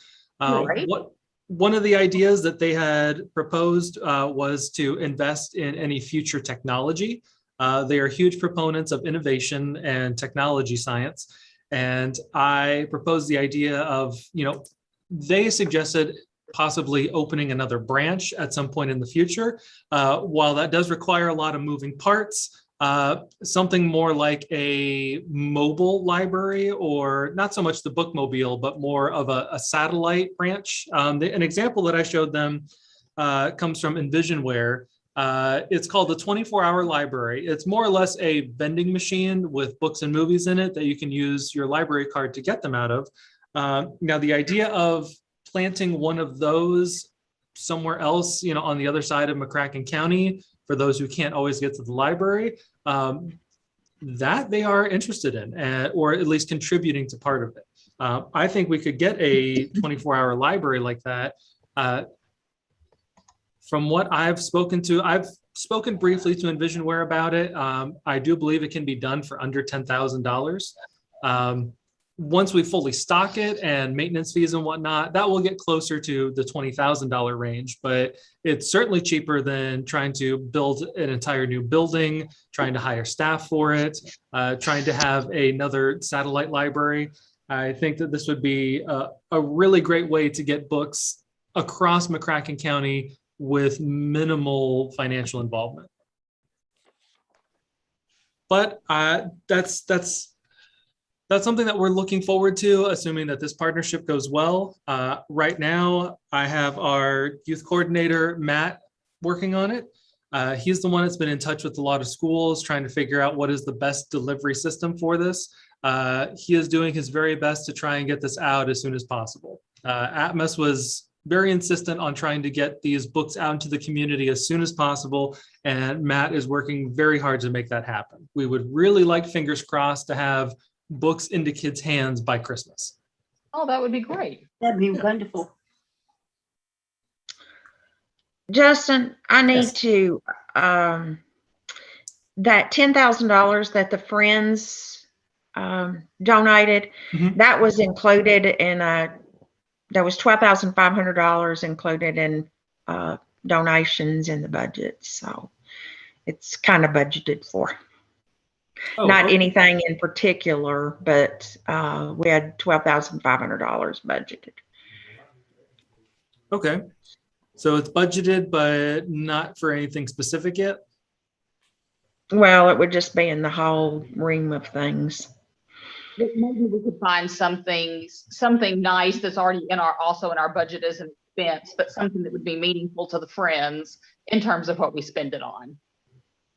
Absolutely. I'm all for trying to find grant money for whatever the goal is. I would like us to, go for grant money first, and whatever grant money cannot be use for it. I would love to, have the friends be able to pick up, anything left over. But yeah, I'm all for where there's a will and a grant, there's a way. And if we can't find a grant for it, then, I would use the friends money for that. Or either that, or for some very humanitarian endeavor. I've spoken to Kim a little bit about this. One of my dream goals before Christmas is to get a motorized cart in the library, like the kind you would see at Kroger or a large big box store, just something to help with the mobility issues that can occur in a library. It would have to be considerably small with the small basket on the front, given that some of our shelving, it has some tight corners. But knowing that someone who had mobility issues could get to the second floor, be able to check out books with their grandkids, knowing that they were able to do that without a problem, I would really love to see that. And our lobby areas are big enough to accommodate parking one when it wasn't in use. How much does one of those cost? From my initial research, a really fancy one would be around $8,000, but I think 5 or 6 would be a pretty good range. Depending on how many bells and whistles, depending on the size, I would probably say we're probably looking at around 5,000, depending on the vendor and depending on what other features that we wanted. The only features I'd be really concerned about would be like geofencing it, so that if someone tried to drive it outside of the library, it would cut the power to reduce theft. That would be my initial goal, is preventing shrinkage from it. But other than that, that's really the only thing I would want. At least logistically, I'm sure that they come with, anti-tip technology and things of that nature. But yes, we'll definitely research it before purchasing it. But I would certainly love to have one to ring in the new year for sure. Next up, on October 7th, our Evening Upstairs event, The Hauntings of Kentucky State Penitentiary, Kentucky State Jail, because I just can't talk today, and other chilling tales with author Steve Asher, had 19 views live and 31 views on our YouTube as of when I wrote this last week. We've had some extra views since then, but the idea of 31 and 19, I mean, looking at what, 60 people? No, 50 people. It's a day. Having 50, knowing that we could have had 50 people in the meeting room, I like those numbers. I like knowing that we were able to cater to 50 people safely and socially distanced. That made me feel very good that we were still able to offer this virtually. The author was very happy with how it went as well, and he's looking forward to doing it again sometime in the future. On October 14th and 15th, I had the pleasure of attending the annual Kentucky Library Association Conference. There I got to see 2 of the featured speakers. Terry Manuel is also with KDLA, and he's pretty well known for being a guy who just knows a lot about a lot. He has a lot of legal experience. I won't say legal advice, because he prefaces everything and ends everything with, "I am not a lawyer. This is not legal advice, but this is good information to have." It was very nice to put a name to a face. Very, very interesting guy. He's seen a lot and done a lot. Other workshops that I went to included continued impact on COVID-19 with Kentucky library workers, library marketing. I'm very, very pleased to see that most of the tips and tricks that they had for library marketing are things that we already do. So it was a real nice pat on the back to confirm that we're already really good at how we do things. The next day had a featured speaker, Jamie Larue. Mr. Larue has done a lot of previous experience with libraries He is an author of The New Inquisition, Understanding and Managing Intellectual Freedom Challenges. He has a lot of background in intellectual freedom, leadership, organizational development, and community engagement. I've heard a lot about him and read a lot of his work, but I, again, never put a face to a name, so it was really nice to see. Other ones include pandemic-proof partnerships. Again, a lot of them we were already doing, but it was nice to see that other people are kind of on the same, they're facing the same challenges as us, that we're always looking for partnerships that can be useful and still benefiting everyone mutually, especially during a pandemic. Probably, I think my favorite one that I saw during this was, I think it was called,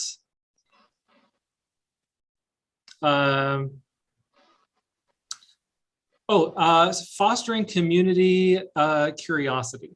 The idea of being able to pull in more diverse communities, pulling in presenting more inclusion in the community. I really like being able to see a lot of the things that they do in other libraries that help promote inclusion, diversity. While we do a lot of them and we have a lot of displays that are very progressive and inclusive, one of the displays we had this month was Domestic Abuse Awareness Month. That was a mouthful.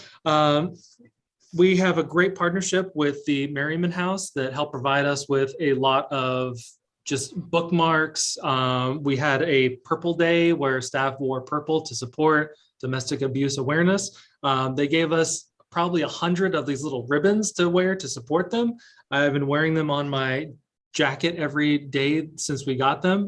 They're fantastic. But just knowing that, seeing other community libraries that are trying to foster that same curiosity, while we do more, while we do a lot, we can always do more. And it was just really nice to see all these libraries that are pushing to do these things and to see, wow, we're already pushing these too. I've seen a lot of libraries that don't push that and they don't have the same atmosphere as us. And it's just really nice to see. Outside of that, I touched on last month that the outside outlets were temporarily shut off on September 24th. I've been trying to monitor feedback from staff and patrons. I did get a lot of questions about it being turned off, a lot of feedback asking to turn it back on. After speaking with them, I am in the same boat as them. I just want to do it in a way that did not send any kind of conflicting signals. As our garden area closes when the library closes, we were trying to find a good compromise where people could get power to the outlets during the day, but turn them off at night. Our staff was able to find a timer that can be installed that runs the outlets from 9 a.m. to 7 p.m. And both staff and patrons were very happy to hear that we were able to provide that. I'm very happy we're able to provide that too. COVID-19 continues to be closely monitored throughout our library and throughout the community. We are reviewing it on a daily basis, but any changes that we make are still being made on a monthly basis and they're announced in advance. I really like to set things on the first of the month so that everyone knows what's coming. It's predictable. It's easy to relate to staff, that the first of the month we're doing these changes, as opposed to, on the 16th, we're changing to this, but on the 21st, we're going to do this other thing. Right now, we have changes for November 1st that are going to be announced on Friday, October 29th. I try to get the input of my staff, and right now the proposed changes are to open the meeting rooms back up on November 1st and to slowly get back into outreach, both with schools and with the bookmobile. We have a couple events lined up so far in November. Right now, we've been tentatively saying yes, and that we'll be able to confirm, we'll be able to confirm either way on November 1st if we're able to do those events. I'm fairly confident that we'll be able to do them, but I wanted to kind of wait this last week of October, make sure that there were no spikes before we kind of start letting our guard down just a little bit. As we discussed last month, Cersei Dynex, our contract has expired with them. I do have a logbook in progress from staff where they are able to put their thoughts on things that work, things that don't work, things that could be improved. The spreadsheet that I have for them, I want to try to keep things as positive as possible. And I have the categories are, I'm having problems with blank. I think it would be better if blank. It might also help to blank. And I let staff fill in what issues they may have. And I also ask them to put their name on there, because if someone says, I don't like how this searches, well, what do you mean, XYZ? Can you give us a little bit more information? Because I want Cersei to be able to have their technical team meet with my staff, be able to go over these individually and be able to figure out a solution. Especially if we are going to consider RFID in the near future or sometime in the next year, we would definitely want to have Cersei go over those, and I would want staff to be happy with Cersei as much as we can be. I mean, I know that no one is ever happy with one system, but if we can address the majority of the issues, I would feel a lot better renewing any kind of contract with them. This week, I am instituting my first meeting for a 30, 60, 90-day plan for library improvements. Right now, I have it split up into 3 categories. The first meeting will cover what can we do for little to no cost in the first 30 days. The next meeting will be what will take some time and moderate costs, but can be done within 60 days. After 90 days, we'll have another meeting of what can take a long time or will take a long time and will cost a significant amount. These would be most likely capital improvements, whether it's flooring, RFID. Now, these actual changes probably will not happen in those 30, 60, 90 days, but I still want to be able to have something tangible, some kind of knowledge. If it's not done in the first 30 days, the first 60 days, I still want us to have the ball rolling and some kind of update within that first 30 or 60 days. If we were to move on RFID, I certainly would not expect that to happen in 90 days, but I would certainly want to have updates for everyone as to where it was and how it was doing in the first 90 days. So, how are you holding those meetings? Who's participating and just what's the format? The format is I have a spreadsheet that anyone can contribute to. I am working to have these meetings. The first meeting will be in person in our meeting room. It will be socially distanced. It will be on Thursday, the 28th at 4 p.m. Now, I know that in trying to have 30, 60, 90 meetings, I know that meetings in 60 and 90 days from now will be Thanksgiving and Christmas week. So the meetings may not be exactly 30 days apart from each other, but they will be somewhat close. We may miss it by a week, week and a half, but I will plan to have meetings on average every 30 days for the next 90 days. Is everyone invited, or Everyone is invited. I sent out an email to all staff inviting them. I also made it perfectly clear that this is 100% voluntary. If you don't have any ideas, that is a-okay. If you have ideas for 30 days and 90 days, but no 60-day ideas, that's okay too. You can contribute to the 30 and 90 and not feel pressure to do 60 days. I have told staff that this can be something as large as new flooring, as RFID, or it can be something as simple as I wish the vending machine had a larger variety of snacks in it. Whatever the idea is, there is no idea too big or too small. I've already had a few staff contribute to it. I acknowledge that not every idea will be able to meet, and that's a-okay.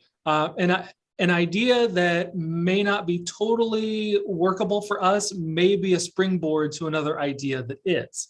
But the idea is to have staff be able to come to these meetings and to be able to present their ideas. And as we go through each of these meetings, I will review the spreadsheet and discuss whatever is contributed to the spreadsheet will be a part of the meeting. I have encouraged staff that those who want to be at the meeting to please meet with their supervisors ahead of time, as I know that coverage on the floor is certainly the most important part. I would love to have the entire library staff in there for the meeting, but people still have to run the front desk, the children's area, the computer lab. So I have encouraged them to ask their supervisors to be able to attend the meeting. And if they are not able to attend the meeting, that they can still contribute to that spreadsheet that we'll be reviewing every 30 days. Yeah, that was actually, I want to make sure that, people who, like you said, based on their specific jobs, it might be pretty hard for them to get away, that they still knew their contributions are welcome, either if someone else can fill in for them temporarily. I would like for them to hear if they're really interested in it, I would like them to hear the discussion in general. But to your point, at least they can always go look at the spreadsheet and see what suggestions have been entered already, enter their own if they have some, et cetera. But absolutely. And it's a two-way street. If it's brought up during the meeting, it gets added to the spreadsheet. If it's in the spreadsheet, it gets brought up at the meeting. I plan to print out the spreadsheet before each meeting so that we have it on hand and we can review each and every one of them. And if it's something that is not doable, again, it may twist into something that is doable, or it may bounce into a whole nother idea. And this is something that we had at my previous library. And while it was only meant to cover the first 90 days, it wound up shaping our library probably over the course of 2 or 3 years. One of our 90-day goals was to try and get new carpet in. At my previous library, the carpet was about 15, almost 20 years old, and it was very worn. It was very stained. It had seen some flood damage at one point during Hurricane Harvey. And, while the carpet that was flood damaged, it was replaced, but it was still, it wasn't very good looking, and it wasn't a very presentable floor. During that time, staff had also proposed the idea of trying to shift a few different collections, and it ultimately spun into this fantastic replacement of the entire library flooring.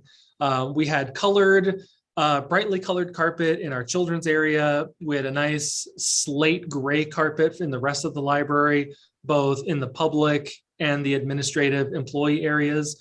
But we also wound up moving a lot of our collection, not just shifting the collection itself, but also all the shelving. For years, all the lighting had run diagonally, but the shelving ran straight up and down.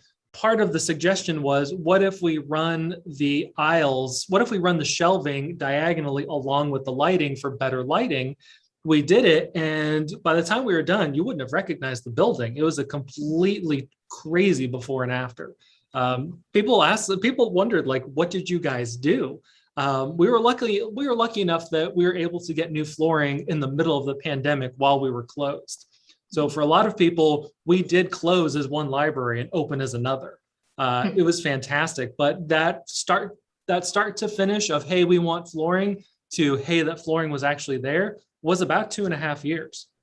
Oh, yeah, it took a while, but I was so happy to see the results of that. And given how outgoing and how informative and just how curious our staff are, I feel like it can be 10 times better here.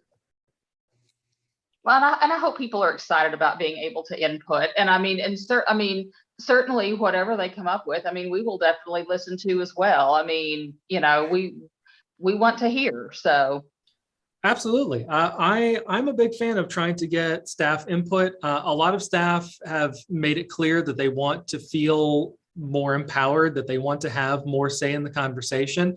And while there are some things that there are some things that we will not all agree on. There are some decisions that I will have to make as director that not everyone likes, that not everyone is on board with, but some things that just have to be done. There are some things that, just administratively, there are some things that we can have more say in than others, but the ones that they can have a say in, where they can really, where their feedback can really shape something, I am all for. And just for example, as we prepare to open November 1st, we'll be making announcements on October 29th for any changes, such as reopening the meeting room. But I did put that to the staff. These are the ideas that we're proposing. This is what we're planning to do November 1st. What are your thoughts, comments, questions, observations? Because I really do want their input. They may have a question that I have not thought of before. They may foresee something that I had not considered. I'm well aware that I don't have all the answers, but if they can help me ask the right questions that help provide for the community, but also still make the staff feel comfortable and safe in what they're doing, I view it as a win-win. Well, I hope it goes very well, and I'm anxious to see what they come up with. So I'm very anxious too. I'm actually checking it right now. I've already had 2 people contribute for our 30-day selection.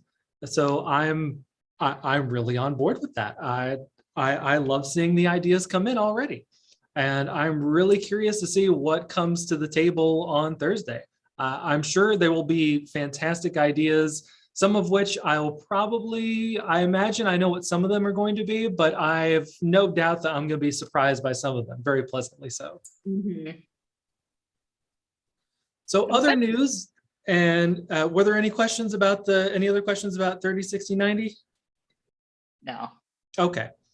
Other news looking forward, our virtual Rainbow Book Club was yesterday, presenting The Gunkle. That was yesterday, but it was ahead of time when I wrote this. But we are presenting a new Mclib movie club. It meets on the 3rd Thursday of the month from 7 to 8 p.m. I am a huge movie nerd, so I am probably going to try and attend this as well. At my previous library, we had a film society where people talked about their favorite movies. We would occasionally try to have movies after hours. And I think somewhere like Maiden Alley would be an awesome venue for something like this, depending on how big the movie club becomes. Scavenger hunt kits are being made available for pickup at the library. Our youth manager, Linda Bartley, did an awesome presentation on our social media about the scavenger hunt kits and how you can come pick them up. They're totally free at the library. These kind of things always go like hotcakes. I went by the children's department yesterday and they told me that they ran out again. And I thought, oh man, what a problem to have, running out for the 3rd time. Oh, that's fantastic. I love seeing it. Our virtual story time. No. I'm sorry? How many have we given away? Do you know?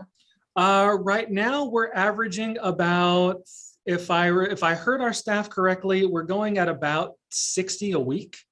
Wow. On the scavenger kits? I'm sorry? On the scavenger hunt kits, that's what you're talking about? Yes. Wow.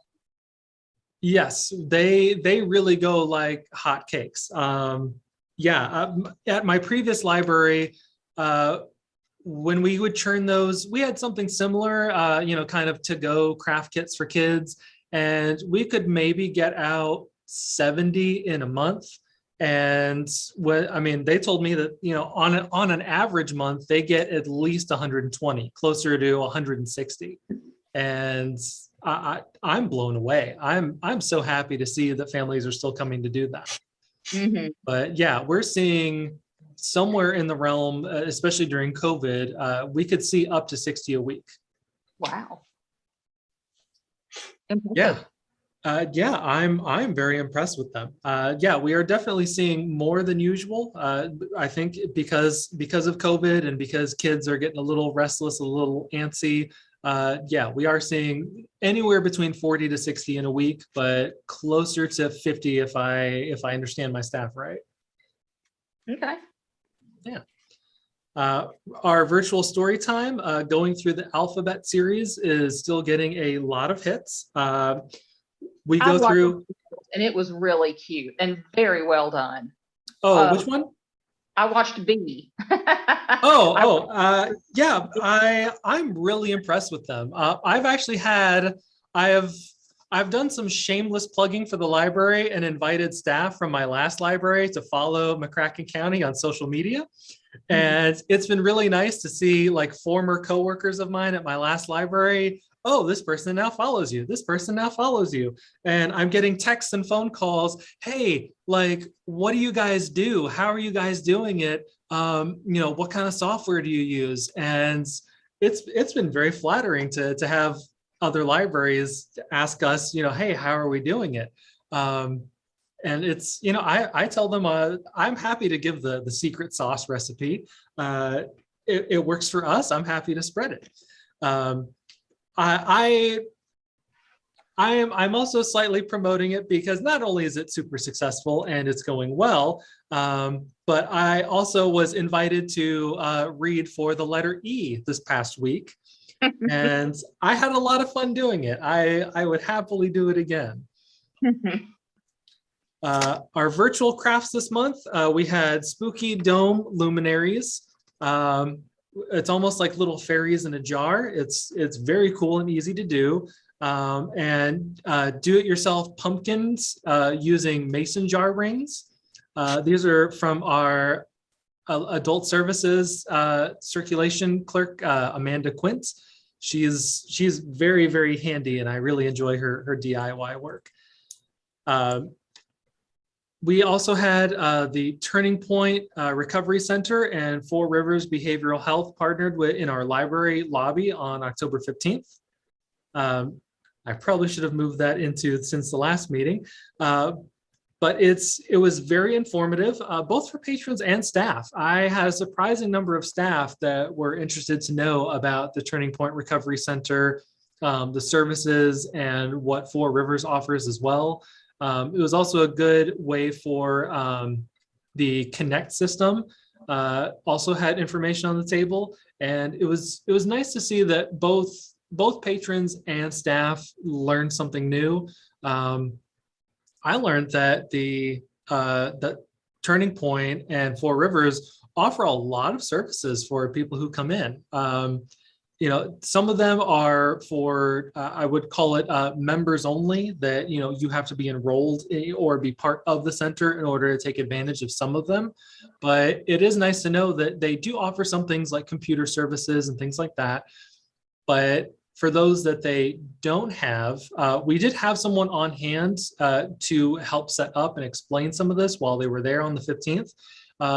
But now their staff also know what we offer, and they're able to turn anyone that they are not able to assist, they're able to help point them towards the library, which I appreciate that it's a two-way street there. Okay. Yeah. October 15th was the deadline for the Kirchhoff's Create a Sandwich contest. I am happy to announce that they have 2 sandwiches that they're going to be offering that will be sold at Kirchhoff's exclusively tomorrow. Oh. One of them, from what I understand, one of the sandwiches that was suggested is popular at another sandwich shop here in town. And Kirchhoff's loved the idea, but did not want to take away from their competitor. So they chose 2 sandwiches, 2 sandwich recipes. So they'll be offering both of them, one for creativity and one just kind of as a nod to the other store. But I liked that we had so many kids that entered into the contest. I don't have an exact number, but I know it was well over 100. Oh. Yes, we had, well over 100 kids that had all of these crazy, silly, outrageous ideas for sandwiches. And the idea that they picked 2 of them to sell tomorrow, I'm kind of hankering to go down there and buy 2 of the sandwiches myself. So which 2 those were, Justin?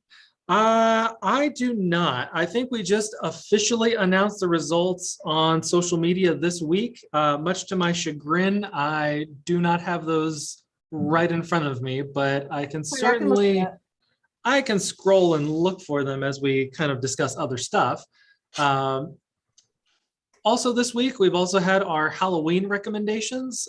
We've tried to have a staff pick every day, whether it's a scary movie or a spooky book, and we've had a lot of engagement from it. I posted about one of my favorites, The Monster Squad. It's an 80s movie. If you like the Goonies but wish it had monsters in it, that's pretty much the Monster Squad is your wish come true for that. But it was very cool to have people commenting on these, either with favorite quotes from the book or quoting their favorite line from the movie. We've just had a lot more feedback from the community than we expected. It's been a lot of comments. And I'm so happy to see that. Like when I saw that, I posted my favorite movie and someone responded with, their favorite line from the movie, it was just, I feel like I've been seen, I've been heard. I don't know who you are, but we are on the same wavelength. Yeah, it's like, I don't know you, total stranger, but I'm so glad that you're on the same team as us. Have your 2 sandwich winners. My 2 sandwich winners, Morgan Craig and Ava Coffee. Let's see. So Morgan suggested the happy sandwich, which is ham, turkey, crispy bacon, pepper jack cheese, lettuce, and a smear of mayo served on hot Kirchhoff's homemade focaccia bread. Sounds Ava, good. I know, right? I'm Sounds good. I'm getting too hungry just reading this. Ava Coffee recommended the grilled cheese gyro, consisting of gyro meat, Havarti cheese, feta cheese, grilled to perfection on big boy bread, and served with a side of tzatziki sauce. Okay, that's the one for me. I want that one. If it's got They're- cheese, it's good. Yes, it's why choose? I'll just take both. Those both sound good. I'm excited. I want to go to Kirchhoff's tomorrow now. I am too. Yeah, they are both featured on the menu tomorrow, and yeah, I'm fairly interested in getting 2 of them myself. Yeah, it says that they had close to 200 entries total. So that's Yes. awesome. It was so much fun to see. Matt has done an excellent job posting the entries inside the library for other people to see, and some of them, of course, they're off the wall. Nothing but bacon and bacon pickle barbecue ranch sriracha delight. Some of them, yes, I feel like I go into a diabetic coma just looking at them, but that's okay. Those are the ones that bring me joy. I love seeing them and thinking, me too, bacon ranch barbecue kid, me too. Oh, well, go ahead. Oh, that's all I've got for you guys this month. Well, I was going to say, looking at the clock, I see it's 6:15, and once again, we didn't make it to the policies. But I also think if Melanie and Roy think they're getting off scot-free, they have another thing coming. We ran out of time last month. We can postpone till November now too. Absolutely. Absolutely. We actually do need to determine meeting dates for November and December, and we do need their input. Now, one thing we could do if the 3 of us decided on something that worked, or maybe like a couple of dates that worked, we could propose to them via text and just see if those dates would work for them. Okay. Maybe we can at least have a starting point. Sure. And I would say I am in town any date in November and December. So I would say Crystal and Janice, whatever works best for you and other things that you might have going on will be fine for me. So. If we moved the Thanksgiving meeting, the November meeting back a week, that would put it on November the 16th. I Okay. don't currently have anything that I'm seeing on my calendar for that day. Okay. That would work for me. I wouldn't have a problem with that as far as I know. Okay. We get you the whole week before Thanksgiving, so if people Yeah. are, it probably avoids Okay. any And then conflict. for Christmas, do you want to do the same thing? That would basically put that one on the 14th. I have a conflict that afternoon. I could do hair appointment. I mean, that's priorities, right? So those are I hard, have your priorities. Well, those are hard to move. honestly, I mean, Christmas is the Saturday. Is the 21st bad? I mean, like, are you both going to actually be here the 21st? 21st would be bad for me. Okay. I would probably rather move it the week before just because Okay. I'm a last minute Christmas shopper. Being honest here. What about Monday the 13th? So moving it back a day. I think I could do that. Is that too early in the month, Wendy? For Well, you guys? I have a Tuesday deadline every week, and Monday is probably my worst day, just simply Okay. because, now here's the thing. I don't even know now what I'm going to have on that day. It just could be bad, but Wednesday or Thursday, the 15th or 16th. I could do that. Thursday is the Housing Authority Board meeting, so I could not do that. Wednesdays, as long as we could be done by 6, I could do Wednesday. Okay. We could start a little earlier, maybe, if that would be easier. Well, I think we- I could still do 4. I think that's reasonable. Because I'm not having to cut into my work day too much, but I could, and I know Melanie has a harder time getting there any earlier because of school. Yeah. So We've historically tried to make our agendas in December a little light.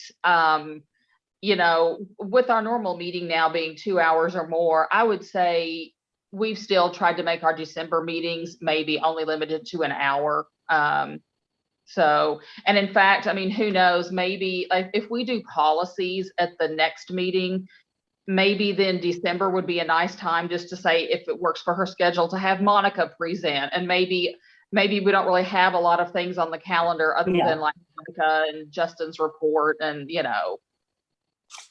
I'd say if we try to keep that one as limited as possible, financials, Yeah. director's report, minutes, and and if we invite Monica, just tell her 15 minutes max. Like, we just want to know what you're doing. Yes.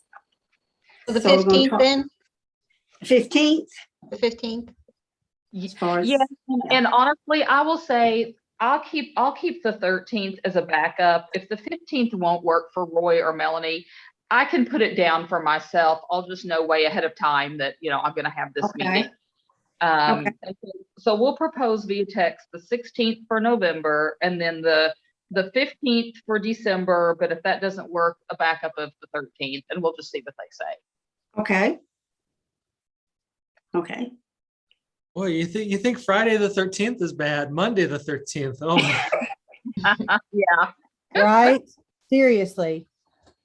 One of my favorite people in the entire world was born on Friday the 13th. And it shocks me when I learned that about her. I mean, her birthday is obviously the 13th, and it did happen that she was born on Friday the 13th, but she is like one of the best people ever. And I just have to laugh at that because clearly the Friday the 13th hoax is a bunch of bunk. So, well, do we have a motion to adjourn? I'll make a motion to adjourn. Second. Okay. Thank you, Crystal. All in favor say aye. Aye. Opposed? Motion passes. Well, thank you, everyone. And honestly, I am really interested in hearing an update on the 30, 60, 90 at the next meeting. So obviously then the 30, we'll have the 30, probably not the 60 yet. But very interested, so. Yes. I am very interested too. I mean, the idea that it could do as much for our library as it did for my previous one, especially with how engaged and engaging our staff are. I'm very confident we're going to have some really cool stuff come up. Yeah. Oh. Well, thank you very much, everyone. There, Thanks for your patience during when I lost power. I have to figure out now how to try to get my computer back. No. Hey, Rachel, did everyone get their, this form filled out and back to Vicky? Oh, yes. I did. Wendy, tell Wendy, Bob had to leave his at the front desk because the door was locked. So Okay. mine is at the front desk. Oh, okay. Okay. And That's yes, and Wendy, you had Roy's and Melanie's, I think, already. Is that right? Yeah, Roy's is already submitted. Uh-huh. I And then I sent mine directly to Vicky, Wendy, so I did not copy you on that. We're going to keep a copy of everybody's in the I'll office forward it. just in case. So if everybody will send me, I've got Rachel's already. I've got Bob's or Roy's already. I have Janice's, and then I'll just need Crystal's, and we'll keep a file copy here. okay. Let me find it. I'll forward it to you right now. Okay. Hey, Wendy, do you Okay. have Melanie?